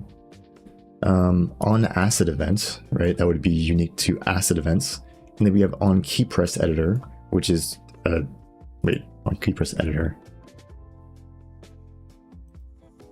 I don't know why it's called editor, I think it's just on key pressed, but, oh, you know, it's supposed to be event. I don't know why this is named, what the hell am I doing?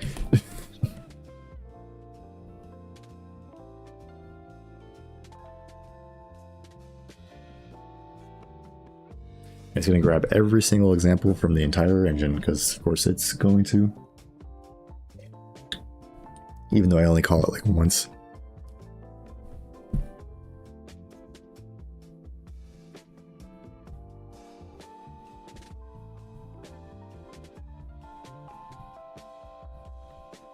Yeah. At least all defined like that? That's so annoying. You know, well, if they're all like that, I'm just gonna leave it alone. Whatever. Okay, but my point with this though is that each of these kind of exists in its own domain, if that makes sense, right? So you would define an asset event in relation to the asset system, right? And you would define a key press on key pressed in relation to, say, the input module, right? So that would be that direct dependency. So I don't really care about defining this directly in the definition of the system. I can do that as maybe like a component or something. And same thing for this one. If I'm doing on editor UI render, that's in context of the editor UI, right? So I need to figure out how that makes sense, but I'll get to it. What else? Yep, on asset events, and then these are all just local functions. Project panel, yeah, I don't even want to get into this, but kind of do the same thing. They just call on editor UI and a bunch of data. But again, I'm just looking at how I define these things when I use them in my engine. Where else has like a system that I use? Let's look in the actual engine code, not the editor. Maybe the input map. I know that one has like a system.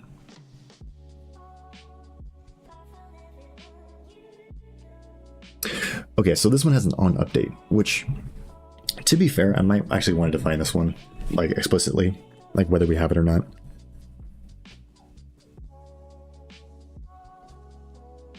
Because the origination of like that comes from the main thread, which would be the core of the engine. So whether we're using this or not should be, we should figure that out from the beginning. But other than that, like this one, again, not really relevant. Like we need it, but we don't need to waste space on it.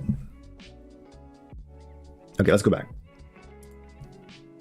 So yeah, system handler, we'll add another one. Or maybe we can copy this.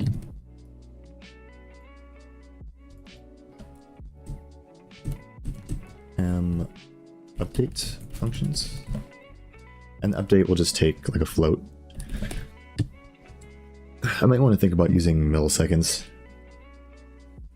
But that would be like a general change. I'm not going to worry about it right now.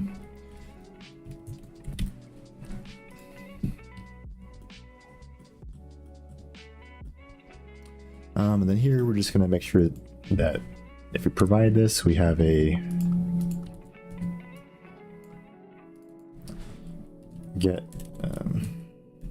gets update.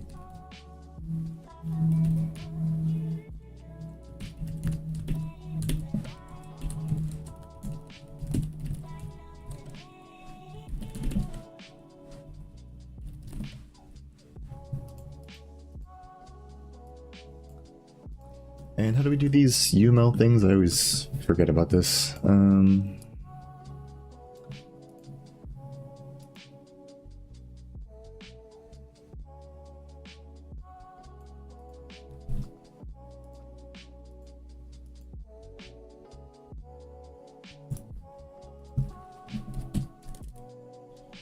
UML implements.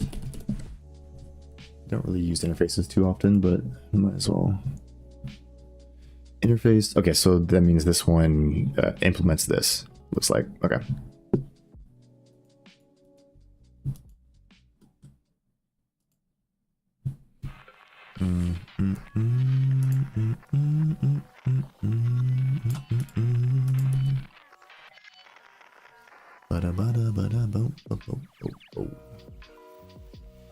Sure.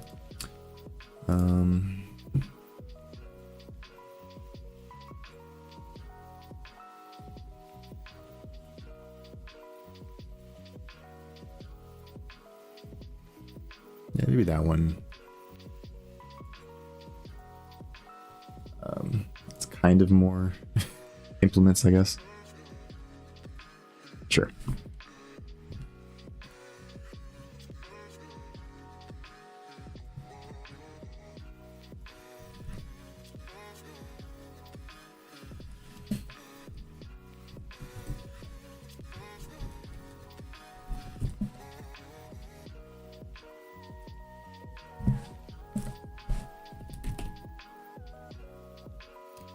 Best viewers on something. Oh my. I'm sure they are.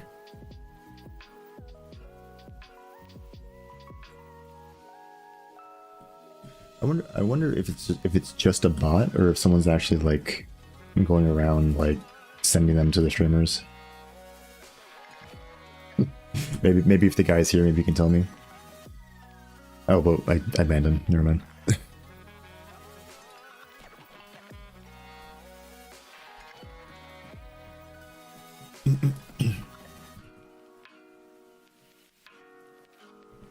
I wasn't making a joke, by the way. I was just rambling. Get update Pong. There we go.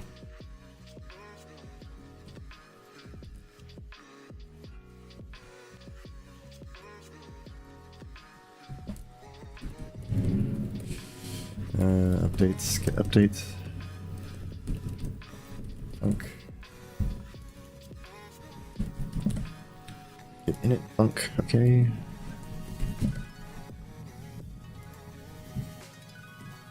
Okay, iSystem, which is used or something by this one. Hey. Okay. Cool. And then you can kind of get that working. Okay, I like that. So, I want, the reason I have this like iSystem thing where you're providing a function pointer is because I want to define systems as like an asset. And in that way, if it's an asset, you can just sort of create them and then use like the in Cargano scripts to kind of build your own systems. And you can kind of interop with like the module systems, I guess. But then modules can have their own systems, and in those modules, you still provide a function pointer, which is like the whole end goal of it, right? But you can still define your functions like statically. Or, how do I say? Like in relation to that particular object, or whatever.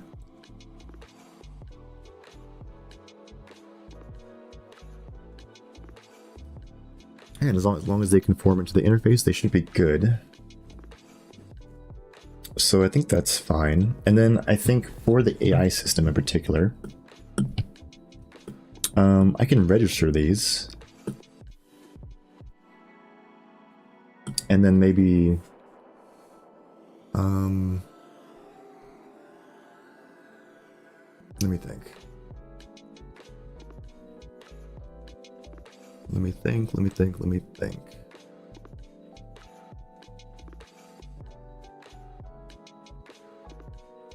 Okay. iModule and iModule data. So we'll move this over here. Down here for a second.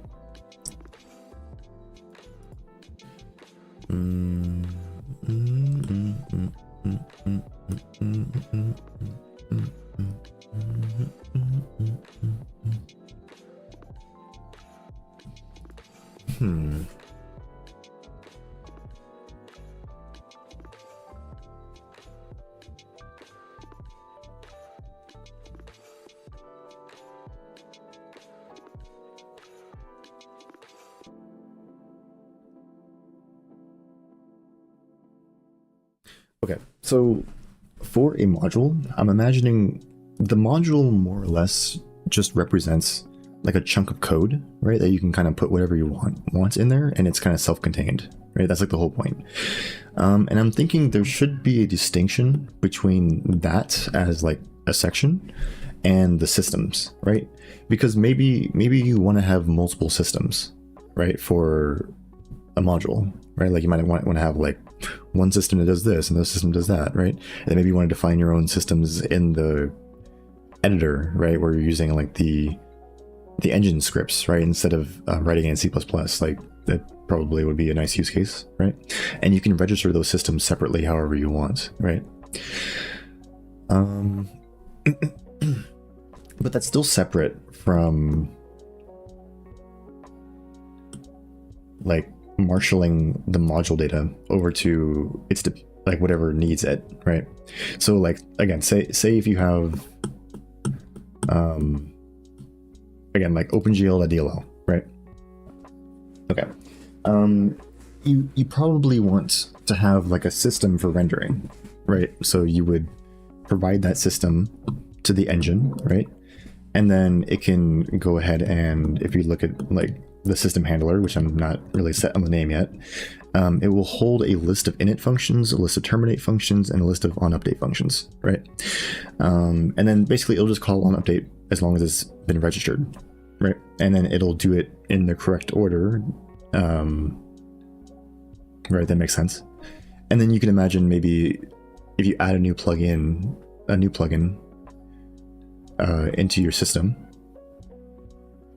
then you might want to like inject a certain onUpdate at a certain location in the hierarchy, right? So you just add it in to this like list of function pointers, and you just call it, right? And that's it, right?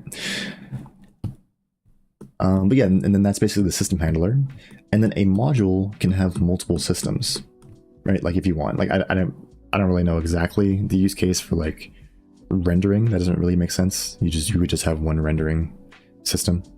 But I could imagine a case where you might want to have multiple systems and they're somewhat unrelated in the same module.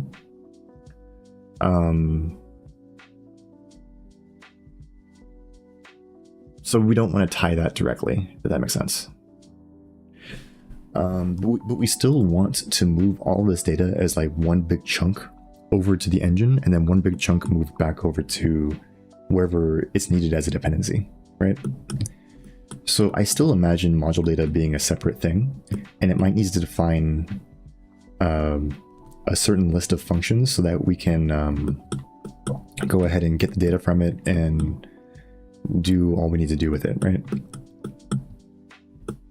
So I guess the interface for iModule data, and maybe we can make like a hypothetical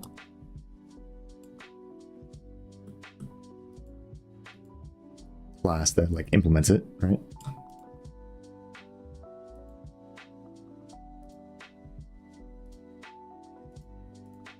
Okay, so, and then it's not system asset. I'll say it's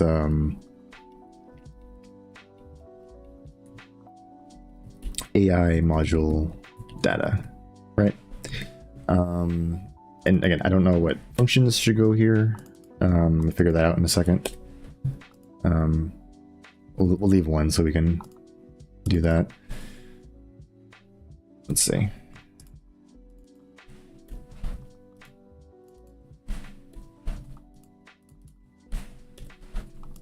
Okay, yeah, we'll figure that out in a second. But the main thing here is that we have like, I don't know, M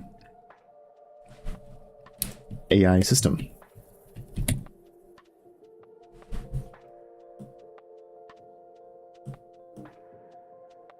Yeah. M AI system.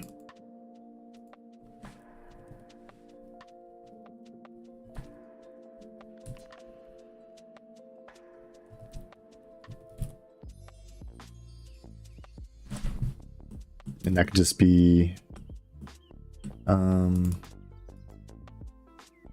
this will be the actual data itself. Like, we'll just move it around. Okay, cool. And yeah, what functions do we want to provide for this? So basically, like, if you're actually making the module, you just pack all of the shared data directly into this module data, and then we'll add some interface functions so we can like access the size of the module, and it's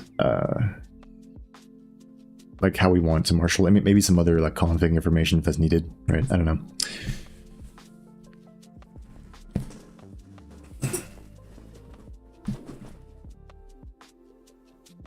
Yeah, I might need to think of like an ID system for this too, to get this to all have the right information. But that's getting ahead of myself. I guess for now, all it really needs to do is just have the system, right? And we'll get rid of this stuff for now. I don't know what to put in here yet, so I'll just leave it alone. And then there won't be any module thing.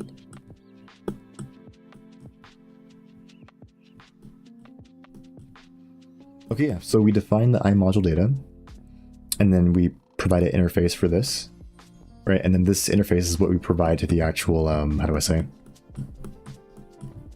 That's what we provide into here. And we'll say module list, I guess.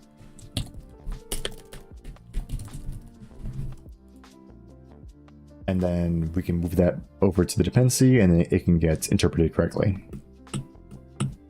Okay. So maybe I'll define a class called module list, maybe.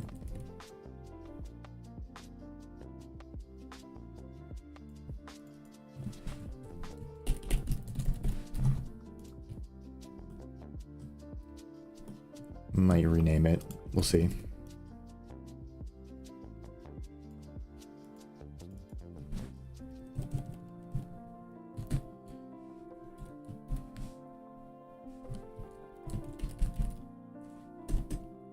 std function. No, it'll be a std vector of I module data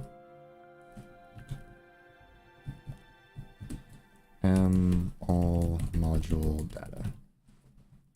Okay.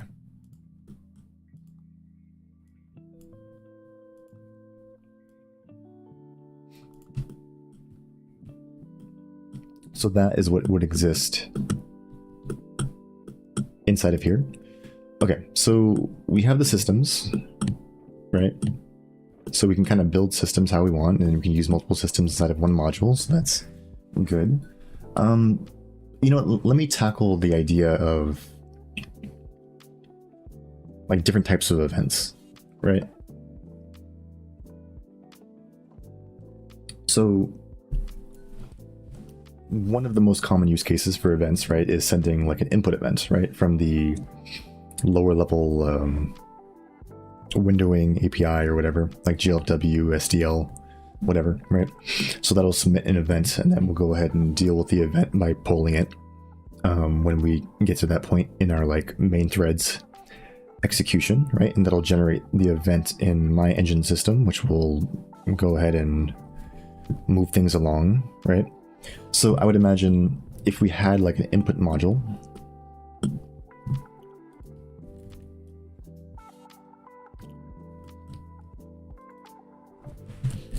input module. Okay. All right, so if we had an input module, it would internally need to have a hook into the GLFW like windowing system, right? So you would imagine if you had the input module, it would probably, and you know what? Let's not make it a class diagram. Let's get one of these. Yeah, let's get this one. Sure. Put it over here for a second. And we'll just call it input module dot.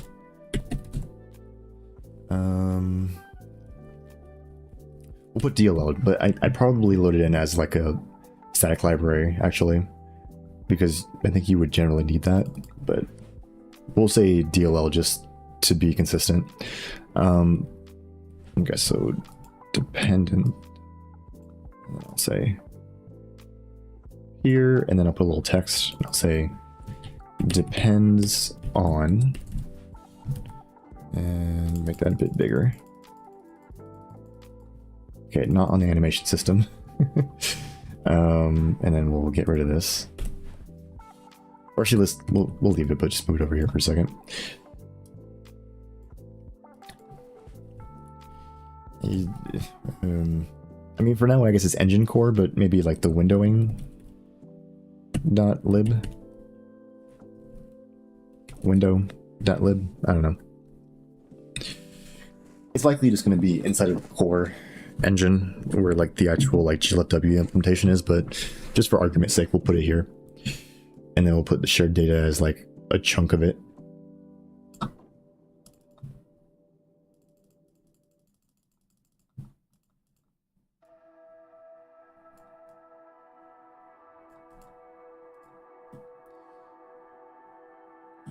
Okay, and then in this case, the shared data is probably the like internal hook to the actual like GLFW implementation. So you would go through this whole process of like setting up the windows as its own thing, initialize its systems, right? Which in this case is probably just the window itself, right? And then that shared data you would like pull out, provide the engine lib, and then return back to the input module because it needs that window to like to generate input events. Okay, and then from there, if we have the input module in this location, we can also make a dependency on the like events .lib. And inside this events.lib, we don't define any like data or anything. We just define like what an event is and how we like generate them.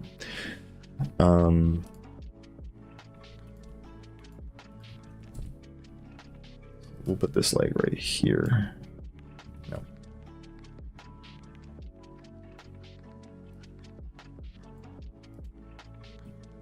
Yeah, but there's no shared data in this case. We're just defining types over here.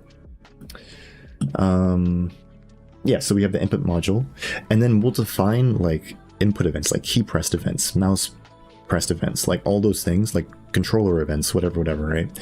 We'll define all of those inside of the input module. And then, again, we're generating these events from this input module. And then whoever wants to hook into these events can, right?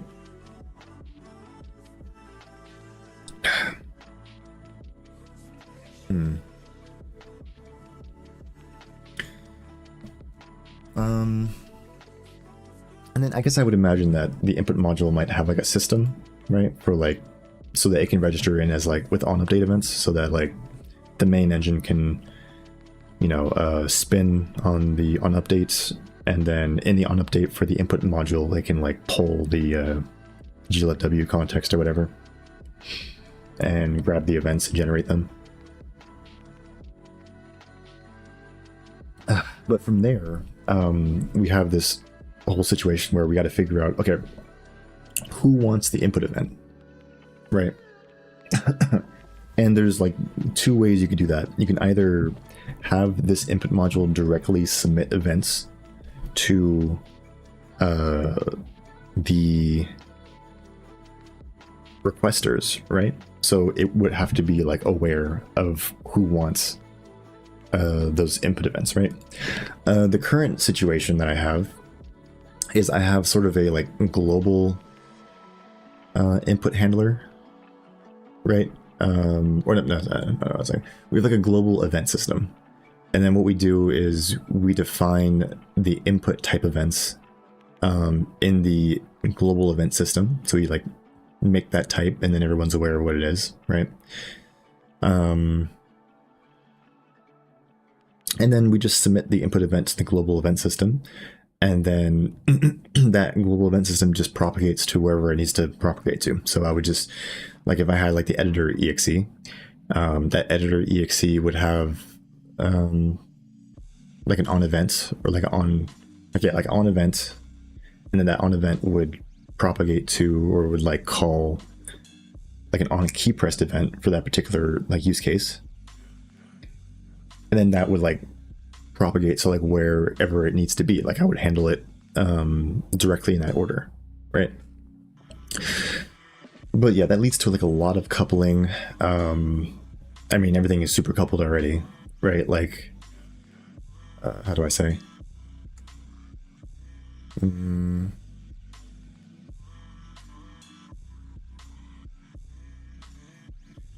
Like the global event system, for one, needs to be aware of the input events, right? So if I added like a new module, right, and we added a new event type, there's no way for the event system to be aware, or to be aware of this new event type that we're trying to add into, right? So that's a bit problematic.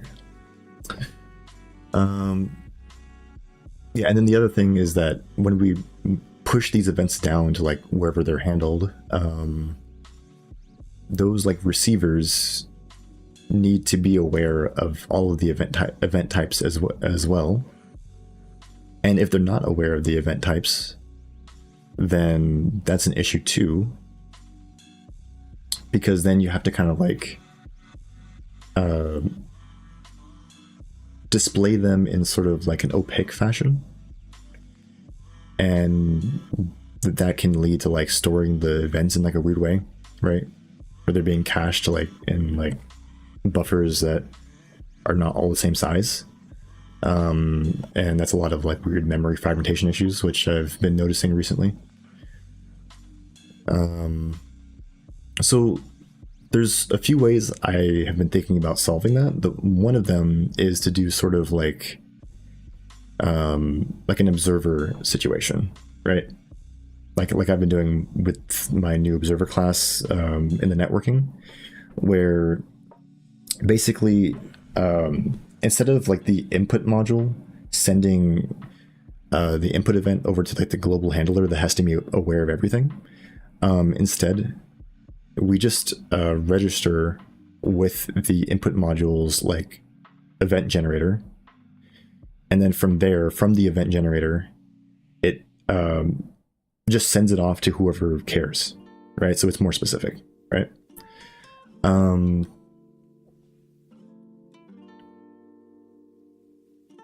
There's still a lot of considerations with that, though.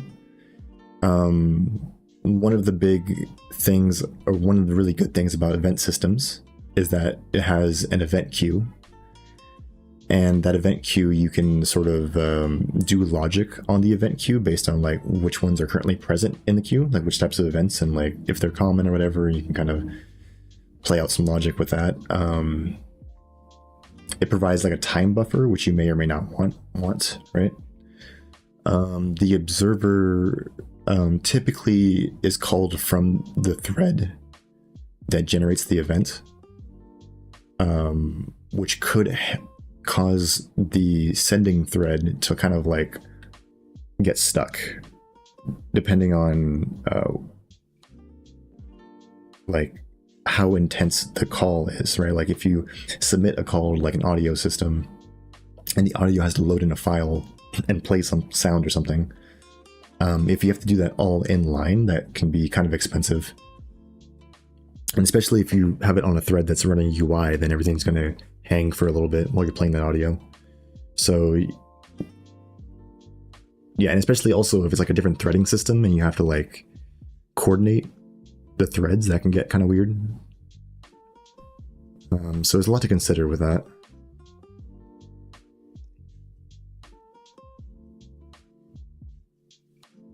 But I still think I like this though. The idea of like an observer, because the observer can just like if it needs to be nice about like thread safety, then it can by just submitting to that thread's event queue, right? And then go about its day. And then if it can work inside of the context of the same thread, then we can just handle it immediately, right? So say we have another dependency, right? So like we have the input module, right? What's somewhere that uses the input module? Maybe the editor UI module.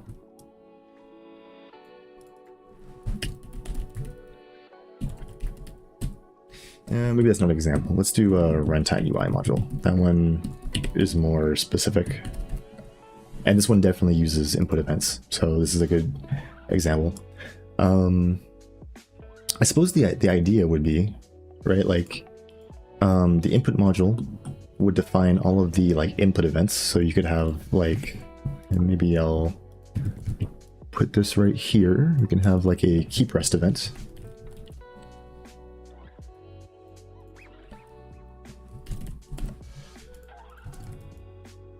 You could have a mouse event, right? And then what you can do is take these like event types, and you can do like unions of these if you want to have like a generic event, or you could just handle them separately, where like the key pressed event generates only key pressed events, and the module only generates mouse events, but then you end up with a lot of redundant code because you have to handle every single event individually. But also that might be good because these are pretty different, to be honest. So I don't know, I guess it just depends on what events we're working with. But yeah, like what you can do is have like an observer, key pressed, and I think I call them notifiers in my code, so I'll keep with that. Make it a bit smaller, it might be hard to read, but oh, my music stopped. Let me find something else to play.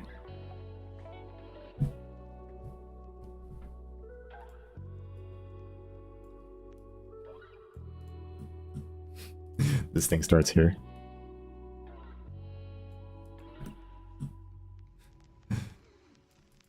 Okay, there we go. Okay, so there would be a key press notifier, right? And then what you do is we'll provide these notifiers as like as part of the public API, right? So you can register with the notifier, kind of like if you go into the AI module data, you can just chuck the notifier in separately as like its own thing, or you can expose the notifier as a part of the system, however, whatever makes sense, I guess. So in this case, it would be part of this, and then that shared data would be provided to the DLL, and then what you can do is just register this DLL with the notifier and say, okay, I want key pressed events. Yeah. Give me key pressed events. Yeah. Yeah, and then it'll submit key pressed events.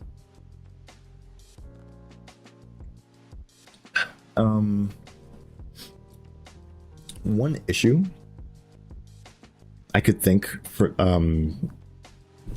that would be caused one issue of this thing, right, is that we're directly calling the handler over here from the notifier, right? So this notifier would submit events to the runtime UI module. They can handle those events. There's no way to handle like hierarchies of those events, right?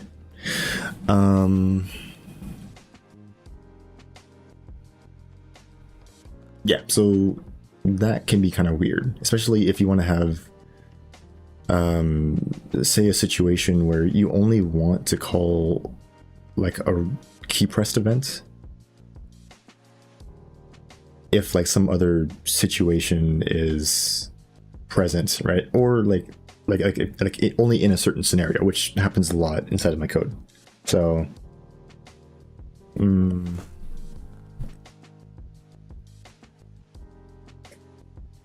that needs to be addressed. Let me go find an exact like example of that so we can kind of like look at that. Maybe I can think of a solution for that.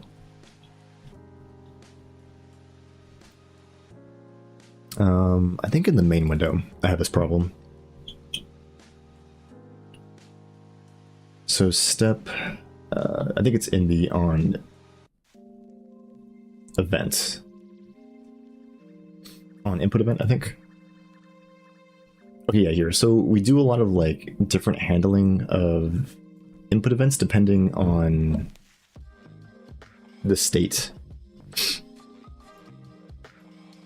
of like the editor, right? So it needs to handle like it takes in a generic input event and then routes things depending on the current state of the editor. So that way you can kind of get different behavior depending on the current state, right?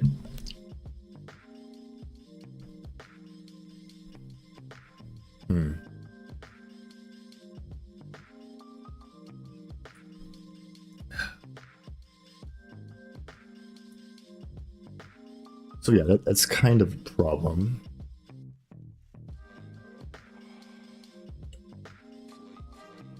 And I'm trying to think of how I want to handle that.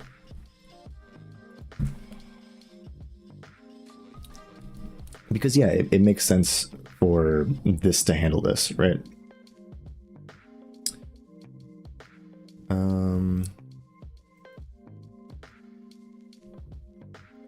Instead of necessarily being directly connected, right?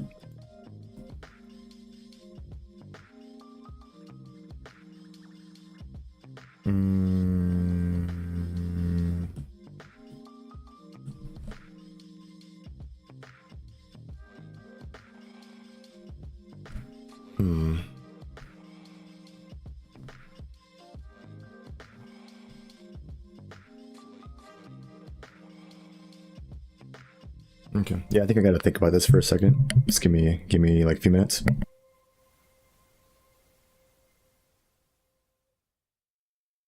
Like, there's a couple solutions in my head, but none of them are like perfect, so I gotta think about it.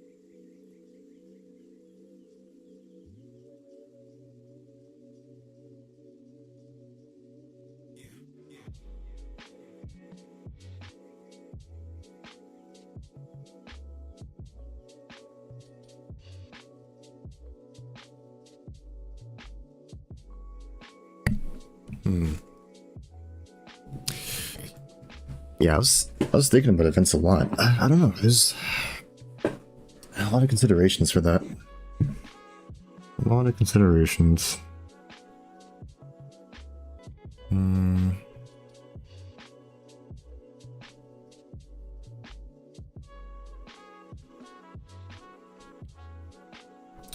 you know what? It would be kind of cool too if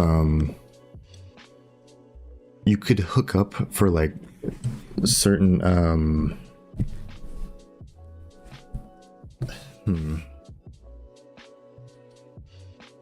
Actually, I'm trying to think. I don't know. We have an app and an app has module.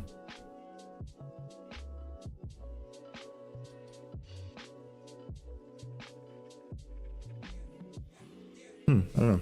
Actually, give me a few more minutes. Give me a few more minutes. But if anyone has anything to say, just let me know. I'm here.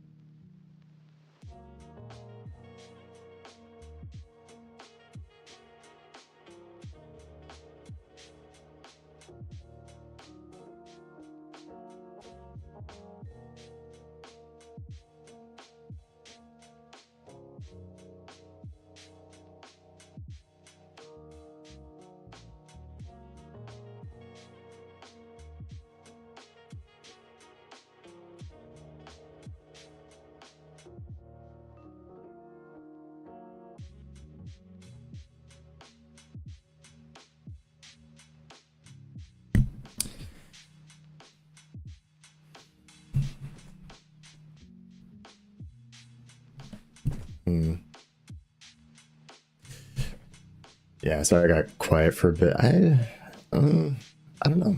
I don't know. This is kind of tough. There's a lot to consider.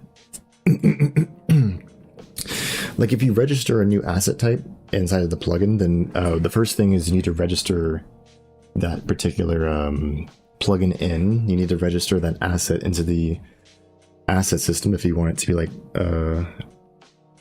available, I guess, or like visible, which means providing like a unique ID for it. I suppose you could hash the name of the module plus the, what is it called? The module plus the name of the event type. And then get like a unique ID and then just enforce that you don't get like a new one, or you don't get one like a duplicate or whatever. In that case, like a hash map or like a hash set would be a good fit for it. And that takes care of that issue, but the other kind of bigger issue that I was kind of like wrangling in my head was that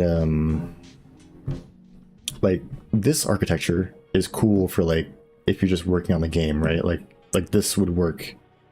The key pressed event and the notifier just notifying the runtime UI module itself, right? And then it handling the events or whatever, right? But again, you lose all the information of like, okay, maybe you don't want to process this in this case, or maybe in a certain case you do want it to process, but like just in case like this other thing is working on it. So you might want to use scripts to kind of override that functionality. And the bigger issue, which I can't think of a good solution for, or like every solution I think of, like I could do it, but it's just weird, like feels kind of hacky. Yeah, the issue is currently with the editor context, right? You have the editor app, which receives events from the engine, right? So the engine generates events, and then the editor app picks those up and then does whatever it needs to do with those events, right? And again, there's a bunch of logic here that's specific to the editor. And the nice thing about this is we can route logic to its appropriate location and handle certain cases. How do I say? Depending on the state of the editor itself. So it's very handy in that fashion. And if I had this, where we directly send events to the runtime UI module, then you kind of lose out on being able to like override functionality here, right? But in the same token, this is very like global and I don't know, like it's overly visible. That's the word I was going for, and very generic too. So I don't know. One idea I had was maybe the editor app can basically be an implementation of like a module, or maybe not a module, but like a system, right? And then with this being a system, you can go ahead and like hook in whatever functions you need, right, from the event modules and whatnot. hook them into here. But then how would you know to not hook them in for the final runtime build? So I suppose you would like this. I don't know. This is weird. I'm trying to think about how all this fits in the new architecture I'm thinking about. This is gross. I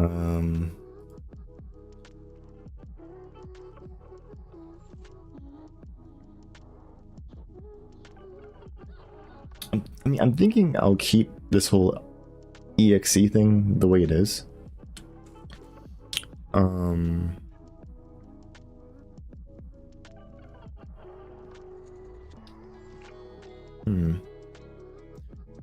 And then do we still route events?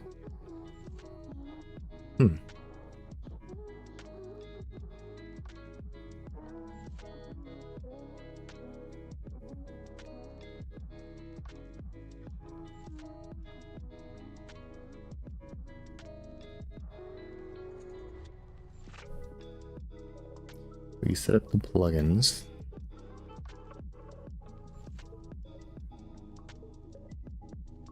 Modules.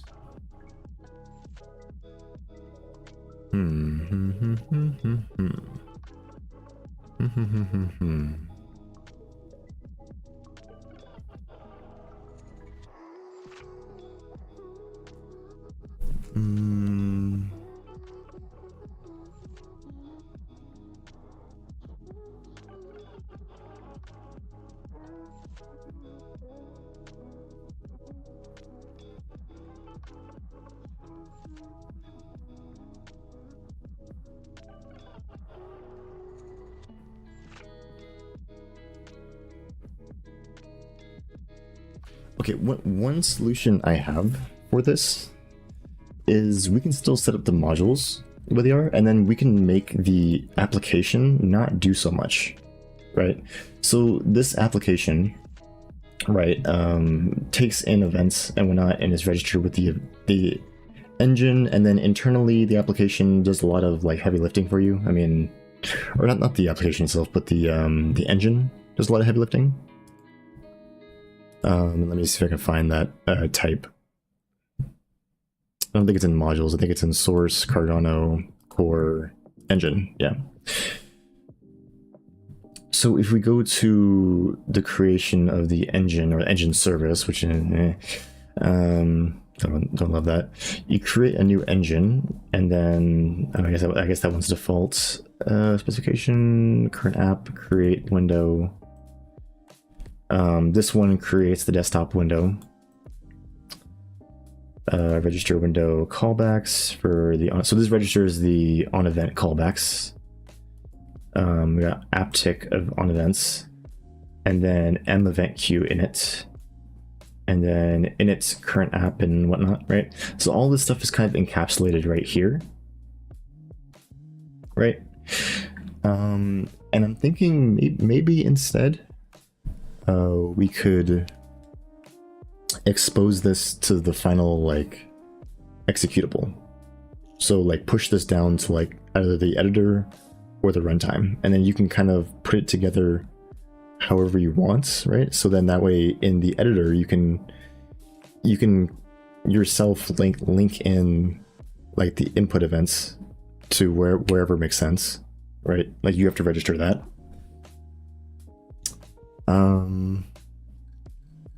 And that way,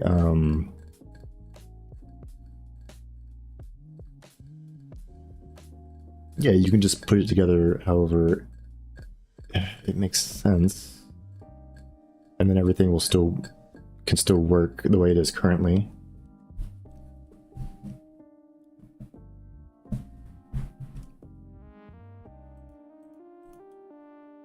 Terminate. Yeah, I don't love this. Run, and then we have the run thread kind of stuck in here, yeah. And it's doing a lot of stuff directly here, which I don't like. And run on events. and this just routes all the events, which is not the greatest, to be honest. App-tick. Submit to main thread.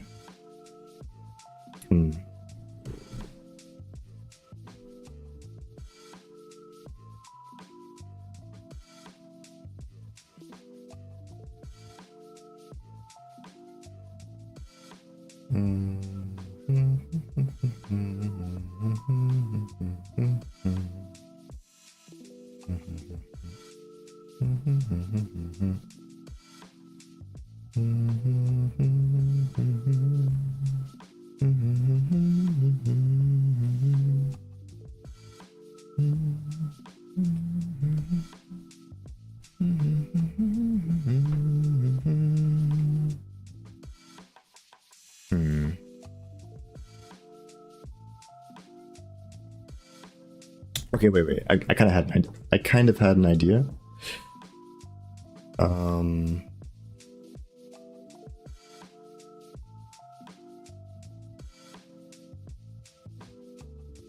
Wait. If you submit an event,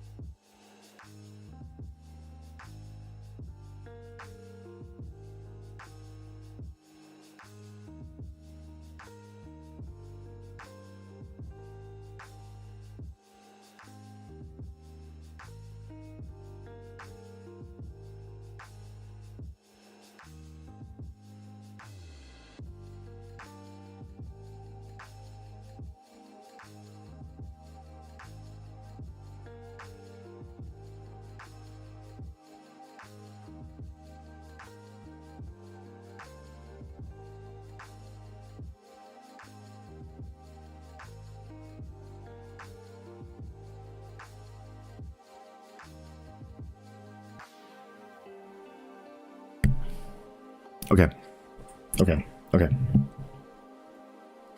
I think I thought of something. Like, I actually thought of something. So, this input module, right? We generate events, and then those events get passed along to whoever registers with those events, right? And like, if you're like a game designer, whatever, your main concern is that the events go from wherever they're generated to wherever you want to be, and you want to be aware of where those are going, right? So if you had, say, like a system, right, and like I was exposing the input module to be visible, like in the UI or whatever, you would display the input module, right? And then as like a tab in that input module, and we'll put a little arrow here. Let me find an arrow.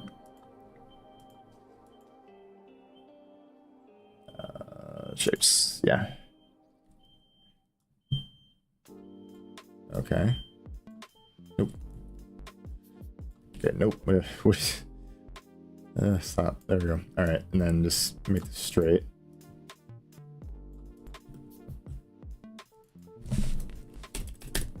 Okay, we have input module, and then say we have like the system, right? Systems, right? And then we also have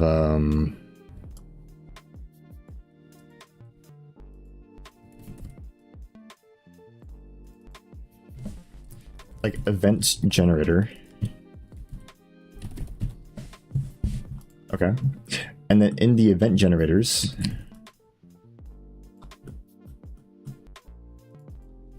we have input events, right? It'll generate whatever types, whatever. But then maybe you can kind of be aware of like where this input event is being implicitly sent to, right? If you're in a script, then you can just hook into the input event or whatever. I'm not going to try and reflect that. But if you have like a system, then you can like formally register that system with the event generator, right? And then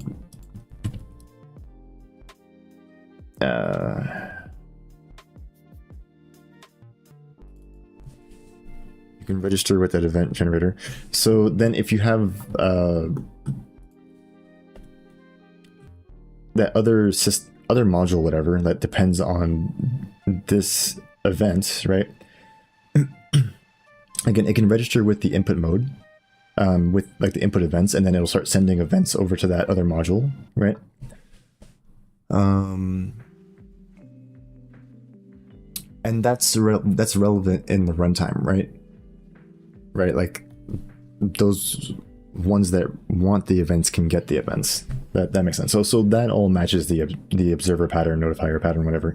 But then in the editor, what I'll do is I'll make sure that the editor specifically, I don't know if I'm going to make the editor a module or something, probably not. It'll just be its exe, but maybe have some formal way that it can like kind of hook into this input module, but maybe it'll like override the notifier and basically say, okay, instead of notifying everything that normally gets registered, just notify me, like the editor, and then me as the editor, I will explicitly call the notify everyone else in the runtime, right? So that way, like the logic of like who picks up events stays in the actual runtime game, right? And then in the actual runtime.exe, we can just say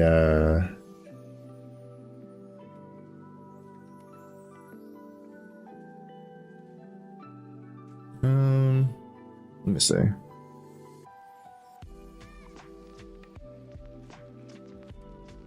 The notifier.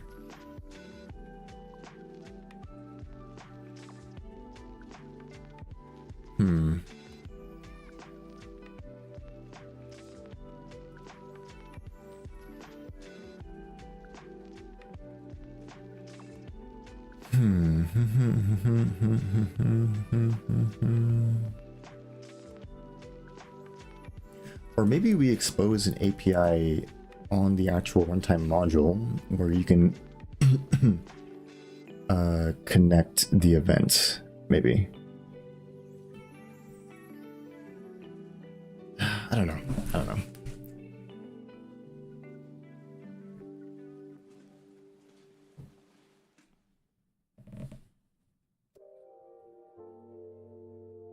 Ugh, my head's kind of hurting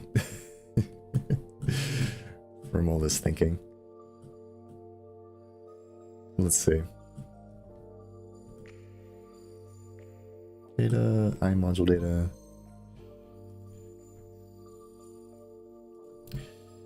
Let me turn back on my audio so I can hear what's playing on the stream. Okay, that's kind of chill. Get init func, get terminate func, get update func. Yeah, maybe I just have to rethink how I do this.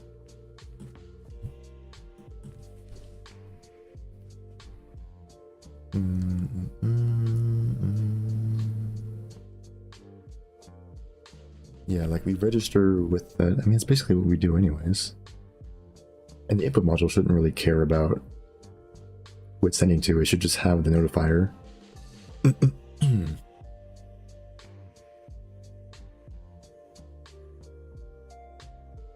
That would pull in the input module as a dependency.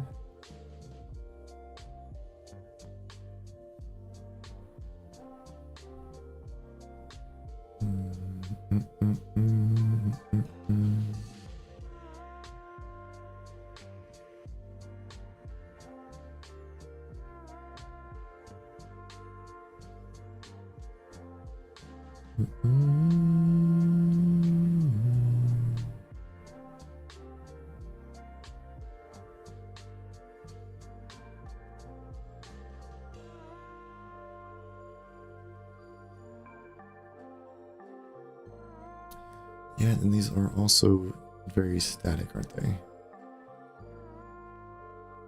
Because if we have one runtime UI module, then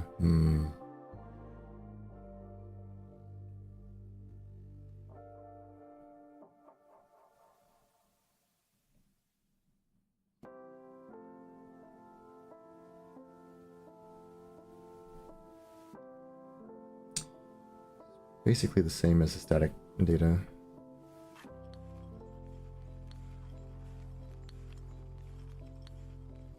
Just with extra steps. Where's the main?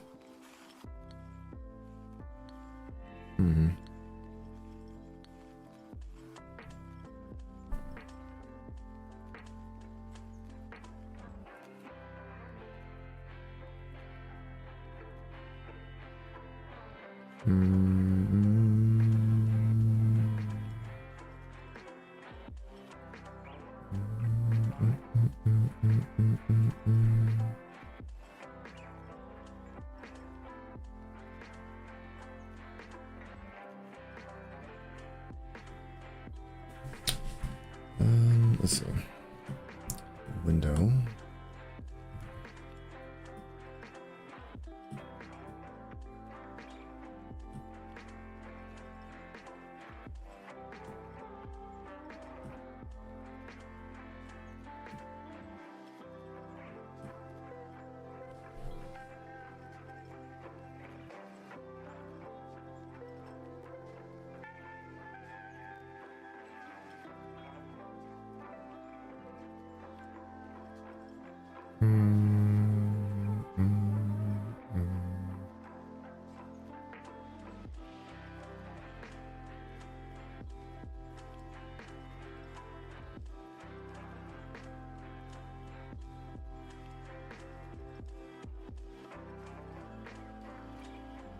Active runtime UI.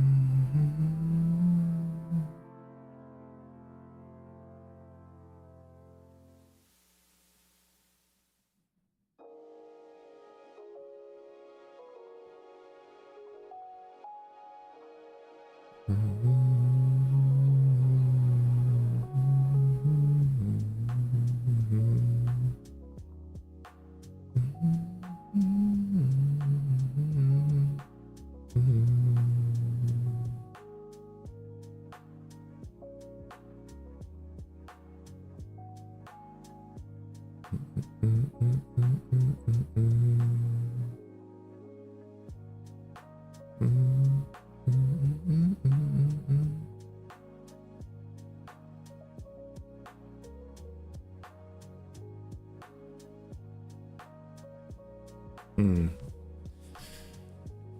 Okay. Oh man. All right. Like I was giving myself a headache from thinking too much about this. Um.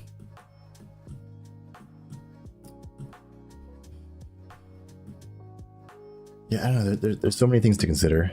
So, like one thing that I'm thinking about right now is just like the way I currently have it set, right? Like these modules are there's only a single one of these for each one, right? But again, you might want to have like multiple systems maybe for each one, which is the shared data. I suppose you could have like maybe like a vector or like multiple of these that could fan out if you want to. Like, it wouldn't make sense to have multiple OpenGL libs, but one place that does make sense to have multiple is probably the runtime UI.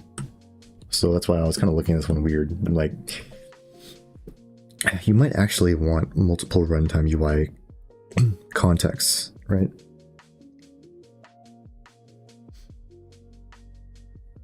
Which makes sense. I mean, you would just duplicate the shared data and then just use a separate version, right? And this is sort of like a leaf node, right? Like you, yeah, is it? Yeah, kind of. Because I could see something depending on the runtime UI as well. So I don't know. That distinction's kind of weird. I do like this as a nice like separation of the code and everything, and a way to like move around data that's like quote unquote supposed to be like singleton, like you only have one of them, right? But it gets weird once you start thinking about multiples of each one, and then how you handle it inside of the final executable, right? And how much you want to expose that to the final executable. That gets kind of weird. And again, it's like, okay, we're doing the separation of like code, you know, so you can pull in different code bases or whatever.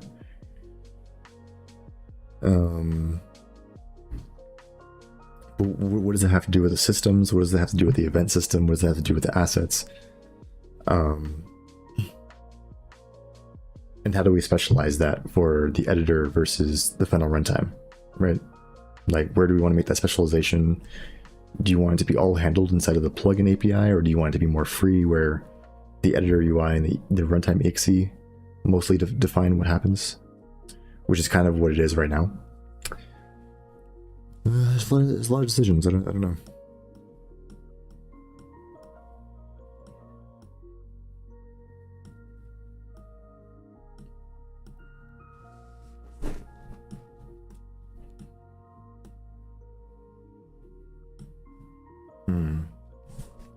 I mean, from all this, I really do like this system though.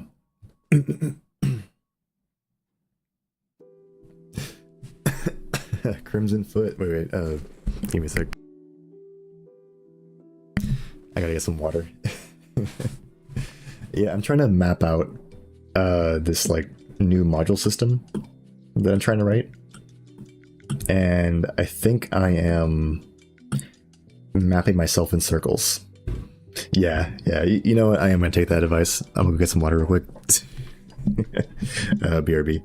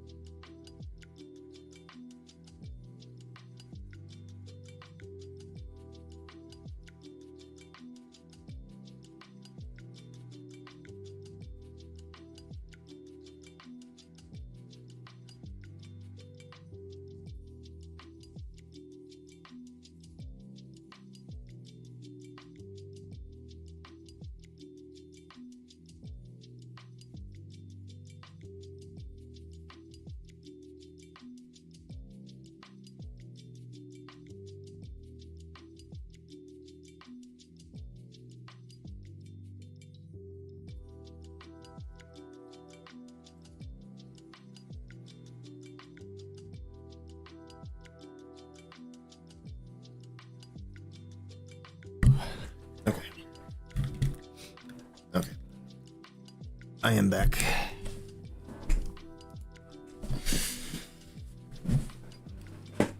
Okay, so I mean, let me at least explain like what's my like goal and intention with all of this charting that I'm doing. So right now, basically, and maybe I can kind of show like a previous version of the engine. I'm trying to add a little bit more architecture to the engine because right now there's a lot of singletons everywhere, a lot of like very tight coupling to things that on one hand that's good for certain situations, but for like a generic engine it's a bit tough. And I'm trying to write sort of a plugin slash module system where you can basically define your own like chunks of code. Like say you were making a game. You could write your own little like system, like a weather system, that could depend on a bunch of other systems in the engine, like the timers, like if you needed timers, you could hook into that. If you need like, I don't know, like you write your own day and night system, right? And then kind of write that all up. And then what you can do is you can just package that all into its own self-contained module that can have its own self-contained assets, self-contained like events that it can generate. And then you could like share that, right? If you want to share it around or like reuse it for other projects, right? So that's like the goal of this, right? And what I'm doing right now is kind of slicing up the existing engine into like modules. Yeah. And in doing so, I'm trying to better define my my dependencies and whatnot, and better define like what relationships things have to each other, I guess. So let me find a code example.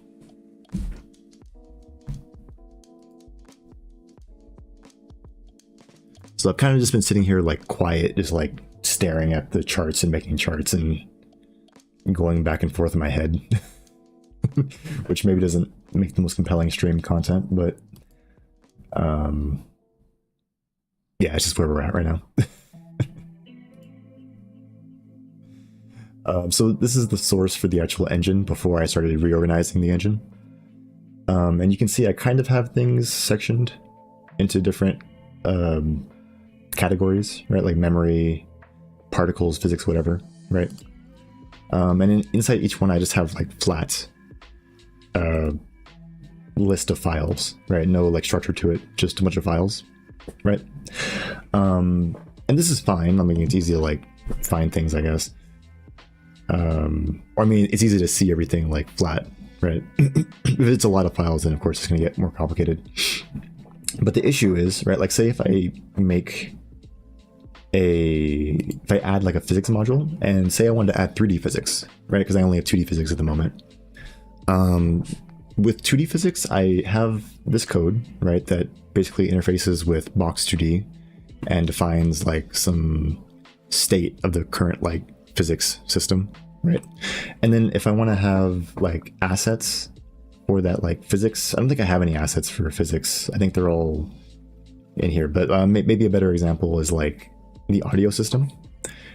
The audio system has its own state machine on top of like OpenAL, and then in the assets we have like an audio manager, right? I define this in the asset system, which is kind of segregated, right? It's weird, right? Like if you were like making a plugin and you wanted to add an asset of your own, what you'd have to do is write your own section of code and then go over to the asset section, write everything into here, and then make sure that the general asset manager is aware of what type it is, right? Because we have this like giant like enum of all the assets, right? And then you might have to go to the event system and then define like a networking event if you're like, you know, like you're making the network system, and then you know you have to have all these events that everyone's aware of, right? It's a giant list. Yeah, they just don't belong there. It's way too coupled, right? So I'm thinking that kind of stuff, just package it all together into the module, right? So you could have a section just for the assets, right?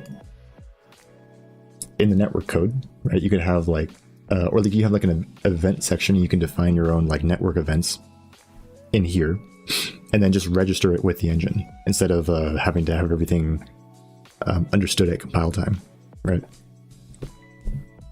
And yeah, it incurs like a runtime cost, but at least you can like plug in like plugins like at runtime, right? And the ultimate idea past that is that when you finally build the runtime, the final executable, you should be aware at that point of what plugins you need, right? So at that point, you don't need templates, you don't need macros, and maybe a little bit of macros. But I mean, realistically, all you have to do is you find the areas where the plugins are like hooked into the engine. And instead of like dynamically figuring out like, oh, which one's going to call on update, which one's going to call this, and that, right? Instead, you just replace it with the actual plugins that you're using. And so kind of like if you wrote a Python script and wrote a Python script that writes C++, that's like the ultimate like metaprogramming, right? Which, I mean, pluses and minuses, but it makes sense for the final executable because you just want that to be fast and you want everything to just flatly be defined, right? So that's like the ultimate goal from that. So you make everything flexible in the engine, different plugins and whatnot in the engine, and the final executable just defines exactly what it needs, and that's it.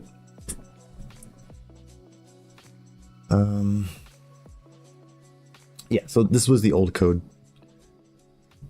If I go up to like the recent branch or the recent commit, if I can get there.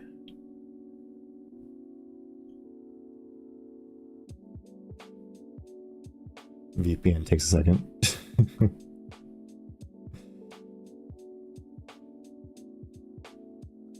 Is this, yeah, this is the right one, okay. Yeah, so now I have like a modules directory.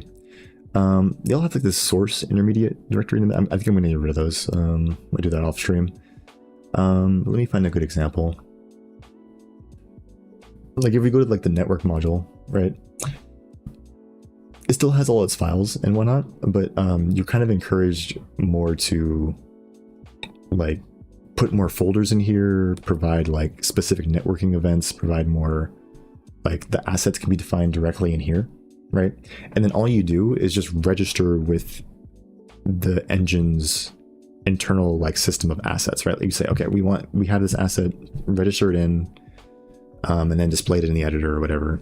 And then you can have like a section for editor UI where you can provide the actual implementation for like, okay, this is what the page should look like when we're editing this type of asset or this plugin or whatever, you know? And yeah, I just moved the files over just now, but I'm still figuring out like how everything's going to actually come together in the code.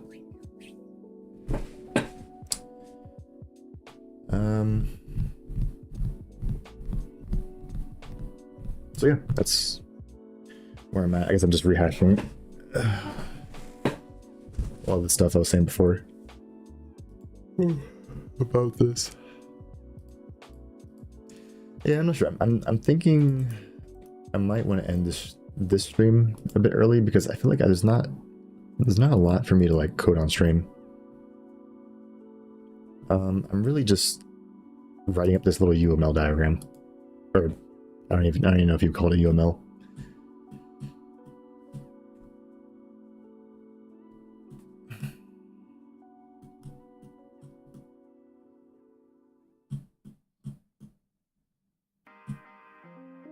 Okay. Inputs, key press event, notifier. Yeah, and then this was the issue. So,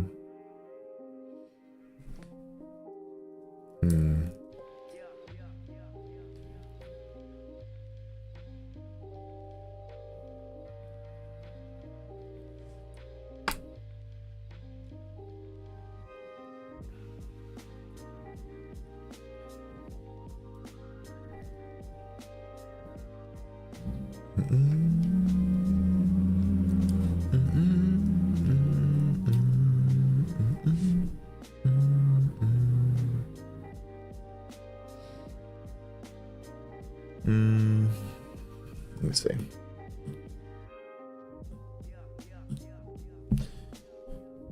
Yeah, the events could be received from there.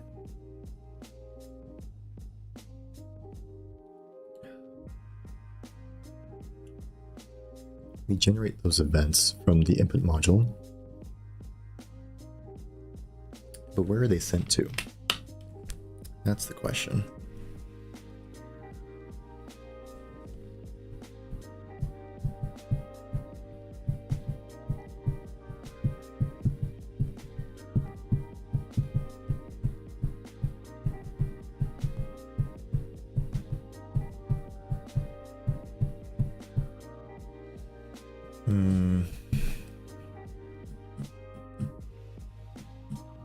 All module data, module list,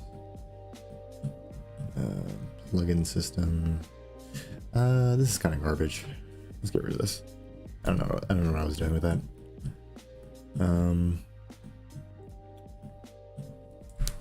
Yeah.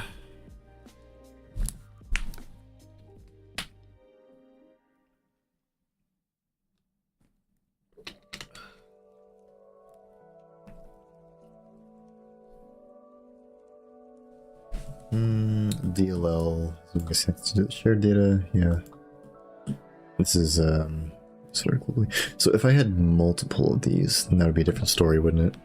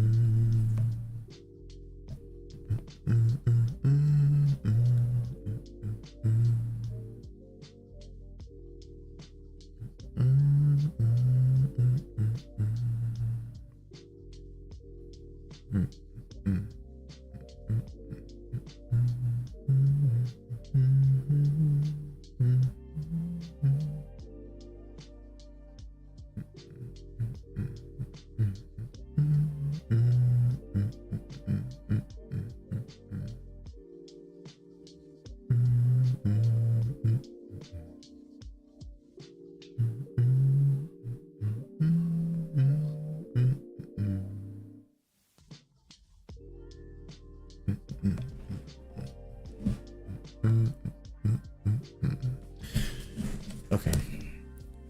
Let's see. let's see. I have all these modules.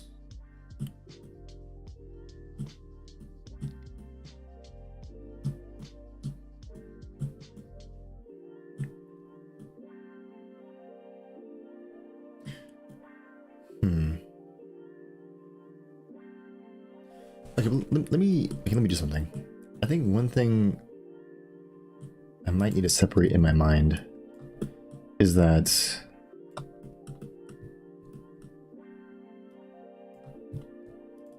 like a module, right? And let's erase that, and then we'll just put some text right here. Module. Probably misspelled that, didn't I? Oh nope. Let's bring that bigger. Let's do like 40. Okay, so we have a module, right? A module could contain a system or multiple systems, right? It contains like types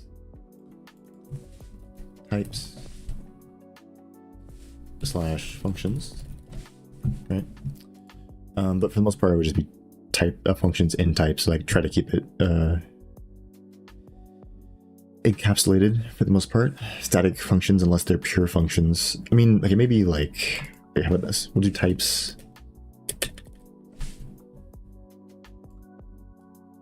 Types and maybe some pure functions, yeah? Pure functions. Pure functions. Okay. And then we'll say, put this over here. No global slash static. But we will have like shared data, which, I mean, you say, wait, isn't that global static? This is like deliberately shared data, right? And these are all possibly contained in a module, but they don't all necessarily need to be here. You could have a module with like none of this in there, and that's fine. You could have multiple systems if you want. You could have multiple instances of shared data maybe, if you want. I guess it just depends. Yeah, but just mainly no global or static functions where it affects state unless it's affecting this specific shared state, which is managed by the engine. So you can kind of enforce like singletons. Like singleton behavior without with like explicit dependencies.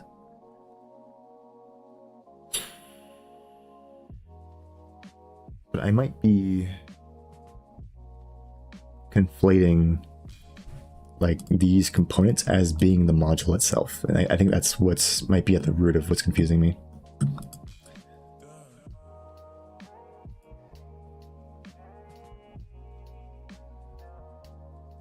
One issue I know I need to deal with is that the final executable does a lot of things that I feel like it's doing too much. Like the editor is doing a lot, and I feel like maybe it shouldn't be. So maybe I need to take another look at this. These panels are pretty self-explanatory. Like I could probably migrate them over to their respective asset areas, should be fine. But the main window, what does this contain inside of its data? A lot of friend classes. Show physics colliders. Show camera fresh rooms and friend time full screen. Yeah, it's doing a bit too much. Input maps. Yeah, this is interesting.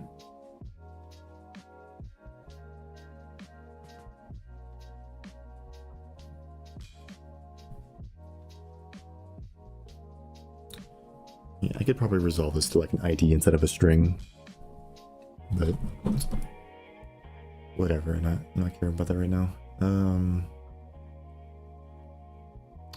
Yeah, it handles all these things. It's a lot of different events. On editor UI render.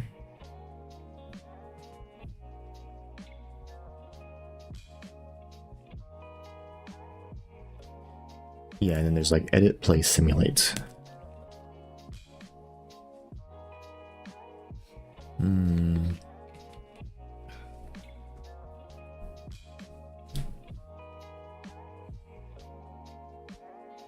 I'm wondering, right, like some of the stuff that I use inside of the editor, maybe I could abstract it into the engine. I don't know if that's a bad idea though. But if I could compartmentalize it into the engine...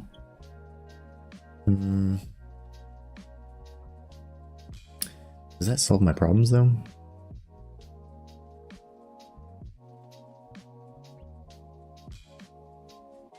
On input event.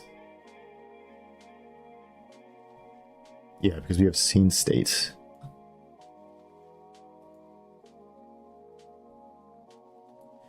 This scene state could be a system. Or it could be like its own little chunk of like module code that we can handle ourselves. And then that way we can I mean, I guess it's fine that the final executable uses a lot of this stuff directly. Maybe. The other thing I was thinking was if I go to the editor app, it contains, I think, the actual scene, maybe? Or maybe it's not here. Wait, is it really not here? It must be in the main window then. Oh yeah, okay, so we have the editor scene right here. Maybe there could be like a separate module just for like the management of the scenes.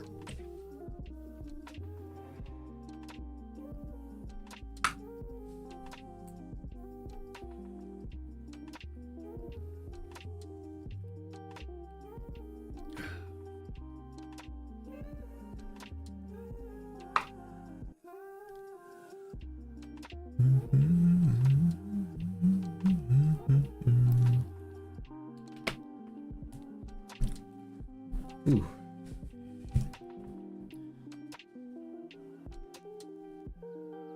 Okay. Yeah, I feel like I might be going around in circles a little bit.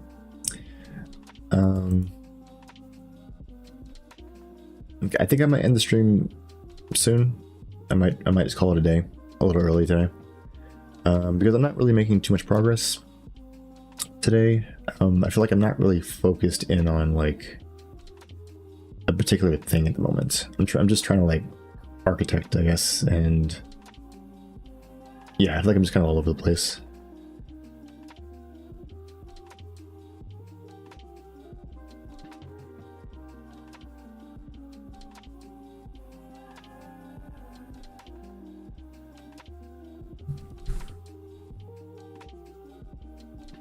Yeah, and there's just a lot to consider right now.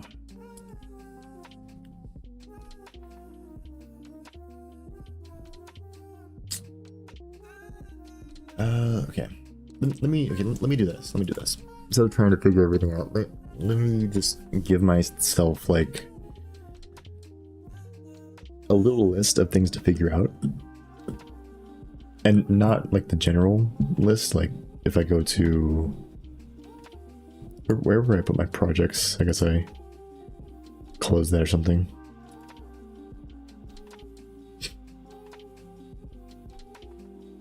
Okay, yeah. So I'm thinking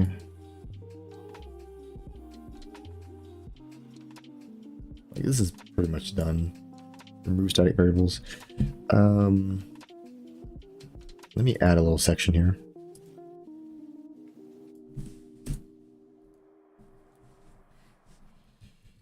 Figure out architecture. Or actually, yeah, figure out architecture of module architecture with like events, assets, etc. Okay, and then maybe right now I can just figure out what I need to figure out, essentially. Instead of actually trying to solve everything, let me just look at everything. Maybe that'll give me a perspective.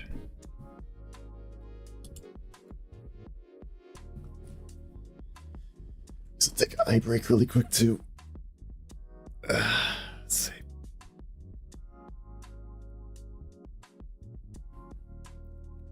Ooh.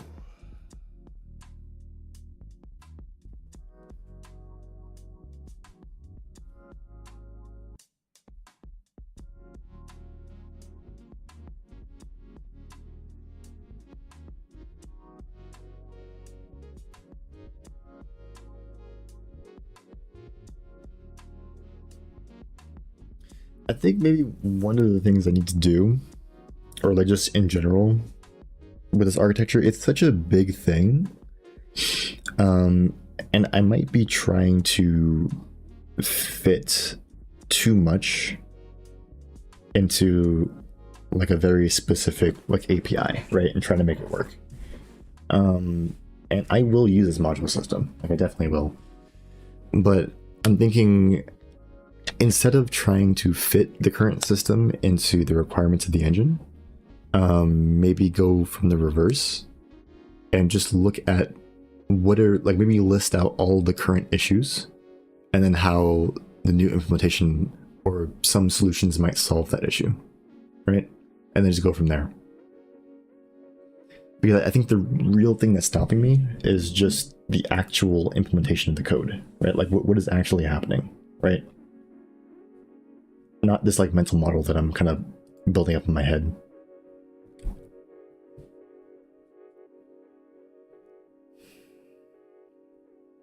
Okay, well, anyways, let me get out of here.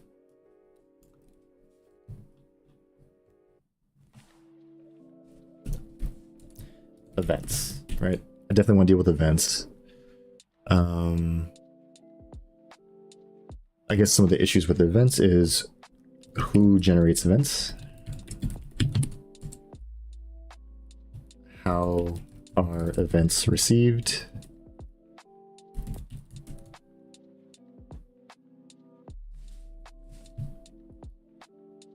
is the sender aware of the receiver, right? How does the editor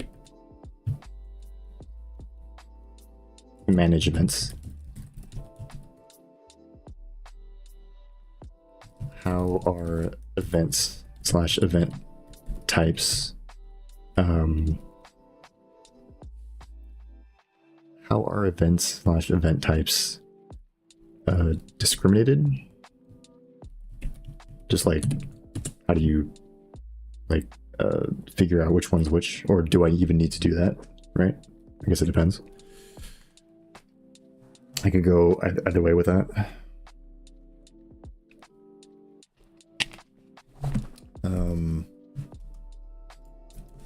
With the assets, it's more along the line of who stores the asset, where are assets defined, how are assets / asset modification, how are asset, how is asset, how are asset editors, how are asset editors defined, and where are they defined?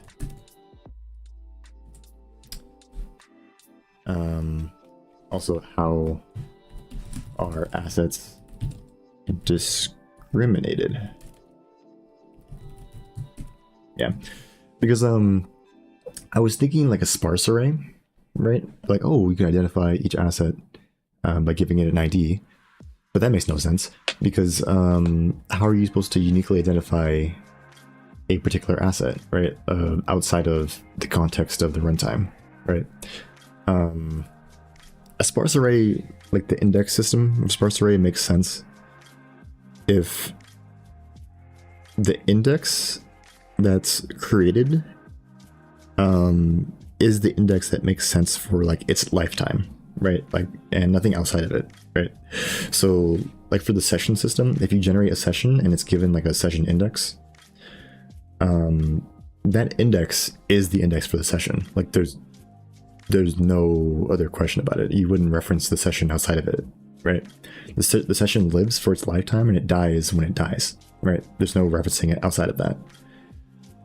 But an asset is different because you would serialize an asset. You need to be able to identify that asset specifically outside of the runtime of the engine, right? Like getting a number for the ID for the asset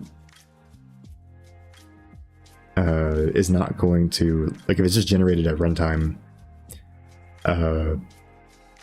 you can't store that index outside the runtime of the application. It just won't work, right? So a sparse array wouldn't work in that case. So at that point, it probably would just be a hash map, even though I really don't want to use a hash map. I think that's what I have to do.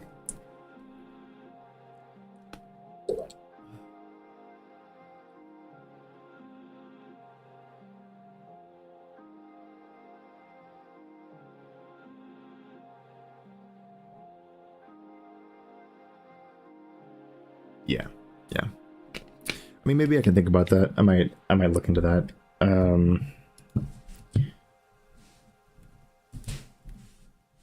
Use hash map or sparse array or alternative. It's not proper English grammar, but whatever.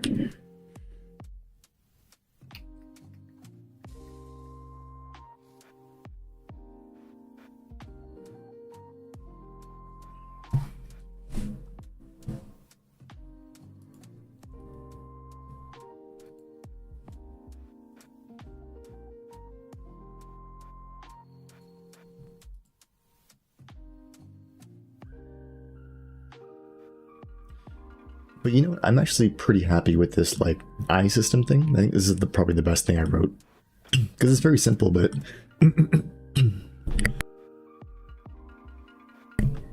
think it conveys my intentions pretty well. Is that I might have a system asset versus like a general asset, but you can still interop if you need to, right? Or they can both, you know, conform to the interface. That's what I meant. I feel like there's something in here though, where maybe there's some way I can, how do you say? I can solve this problem with this kind of API. Maybe.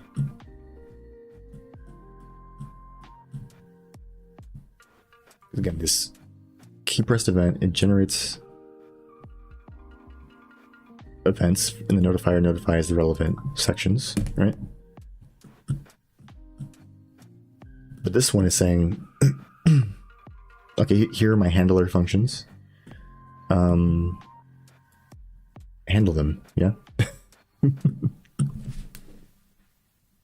Like we provide the functions and then the system handler just calls the functions in the relevant locations, right? And I'm thinking, okay, maybe you can expand the system to like different types of like asset events or input events, network events, whatever, right?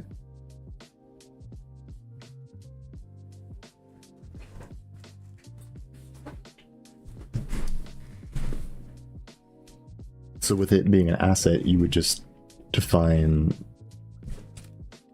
the handler function.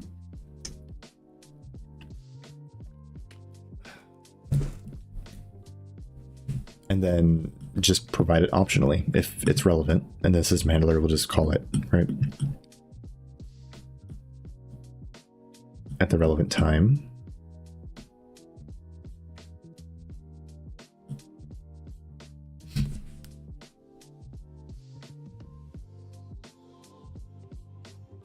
Hmm.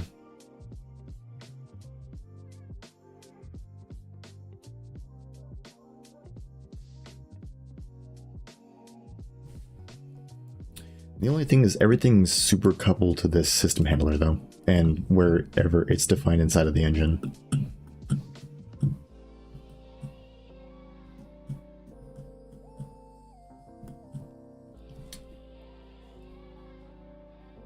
Hmm.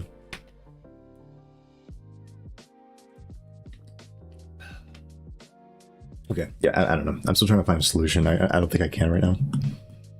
But yeah, I feel like there's something in there. I don't know.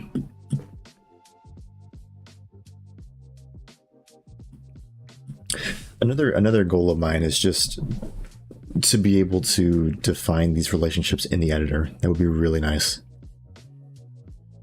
And that way you can clearly see who's handling what and what has relationships to what, right? So yeah, it's kind of a big goal for me. And I'm trying to figure out what I can do with this where I could expose that. But yeah, I don't know. What else might need that kind of care?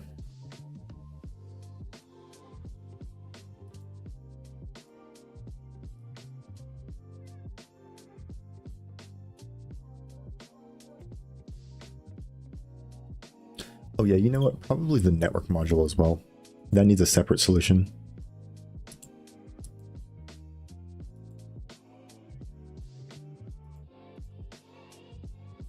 Yeah, you know what? Yeah, the network module needs a separate solution.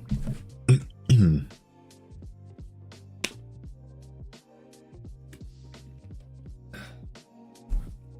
I remember I was talking to Gandev or Azartus the other week, and also I can't remember. It's something Studios. The guy came in. He's really cool. I'm trying to remember. I want to say Intrepid, but that's the one for that one MMO that's coming out. I know that's wrong. Intrinsic. There we go. I don't know why the name got messed up in my head. But he came in, and then he kind of was talking about how he sets up his networking, kind of like an ID system. And then Gandev was talking about like the net ID system that Unreal uses. And I was thinking, okay, there's probably something there with that, right? And the nice thing about that one is that one can be entirely defined at runtime. So I don't think I'm restricted to that hash table thing issue that I was with the assets. Because again, the assets need to be uniquely identified, right? But net IDs can be assigned at runtime. And I don't see why you would be serializing net IDs.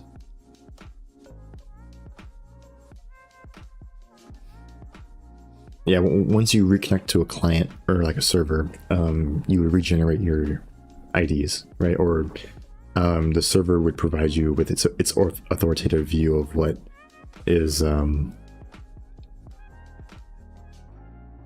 the context of the world or whatever you're playing in. So yeah, you could get away with like a sparse array.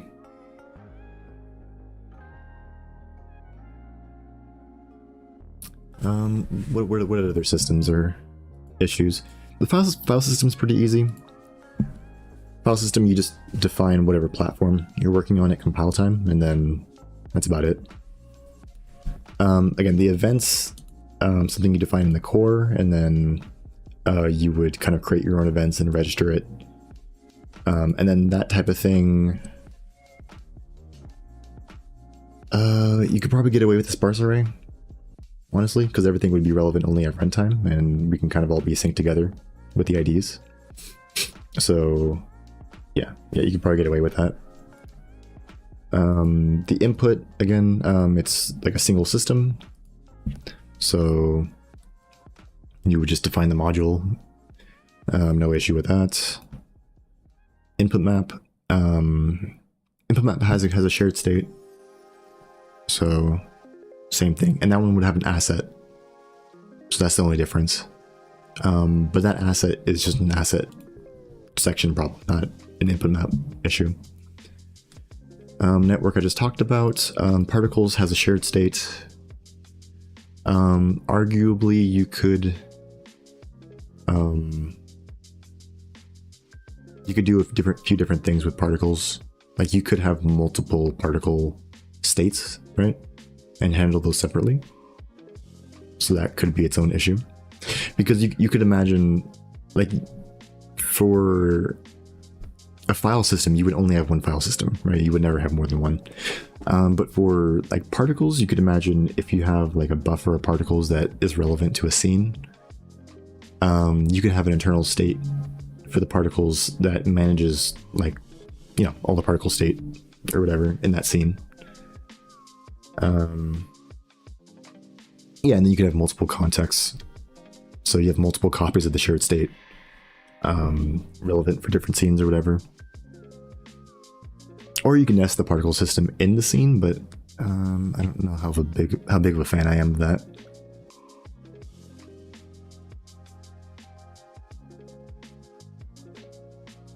Yeah, I don't know. Same thing with physics. But yeah, there's no assets in physics. It's just the shared state you need to manage. And again, the shared state is relevant to like a scene, right?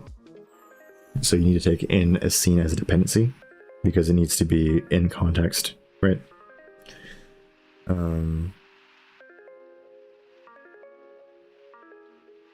Yeah. Rendering, it's fine. Runtime UI. Runtime UI is weird. That one is a problem, and I need to figure it out. Because you definitely can have multiple runtime UIs. So I don't know if I should just define them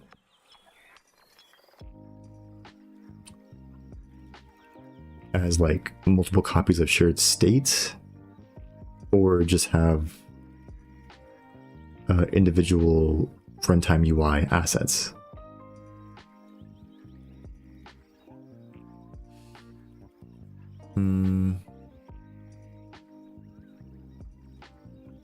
Runtime UI, huh? What kind of shared state does the runtime UI need? I think it does something weird, right? If I recall, like it needs an init function for some reason. Also, it's a giant header file for like no reason. I should probably space this out a bit. But yeah, we have an init function. I think it registers like a connection with a rendering backend. Yeah, it does. Yeah. So you need to, it's just like a new here, what the hell? Yeah, I don't like that.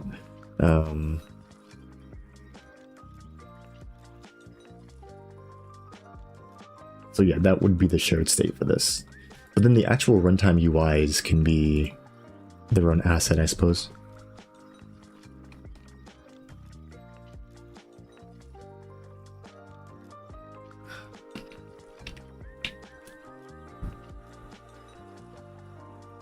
I could also separate these into like config files, I suppose, versus the actual runtime. That's kind of what I had before, but I had this like UI object thing, and I don't know, the naming was weird. And I still have this weird singleton state going on here.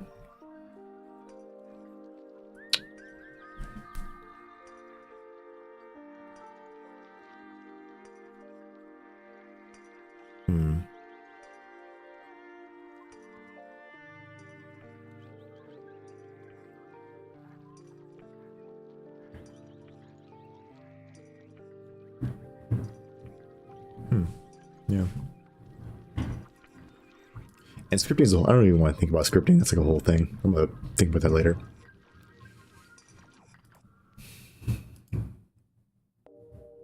Okay. Yeah. I think I'm gonna go ahead and call it.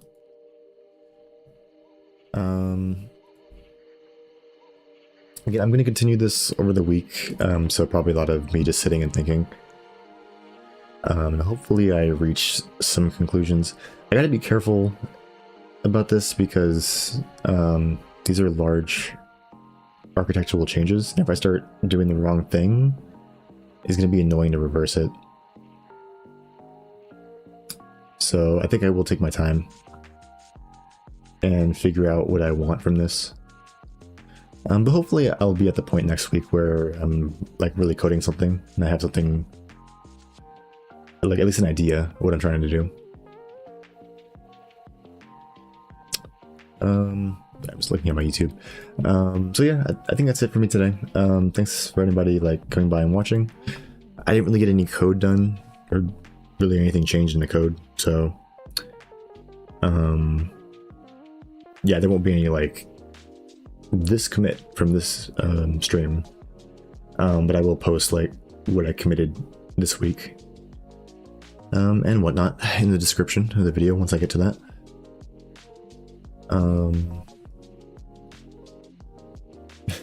Is there anything else I forgot? Push game code, engine code, take progress board, talk about what next will be. Yeah, okay. So yeah, next stream will be next Friday, like usual. Doing the once a week thing, so we'll continue doing that.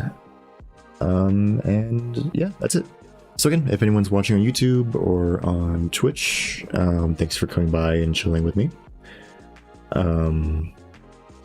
If you're watching on like YouTube video after I posted this, thanks for coming by and watching again. I do see some people like coming in and like watching like after the fact, so I appreciate y'all checking up on me.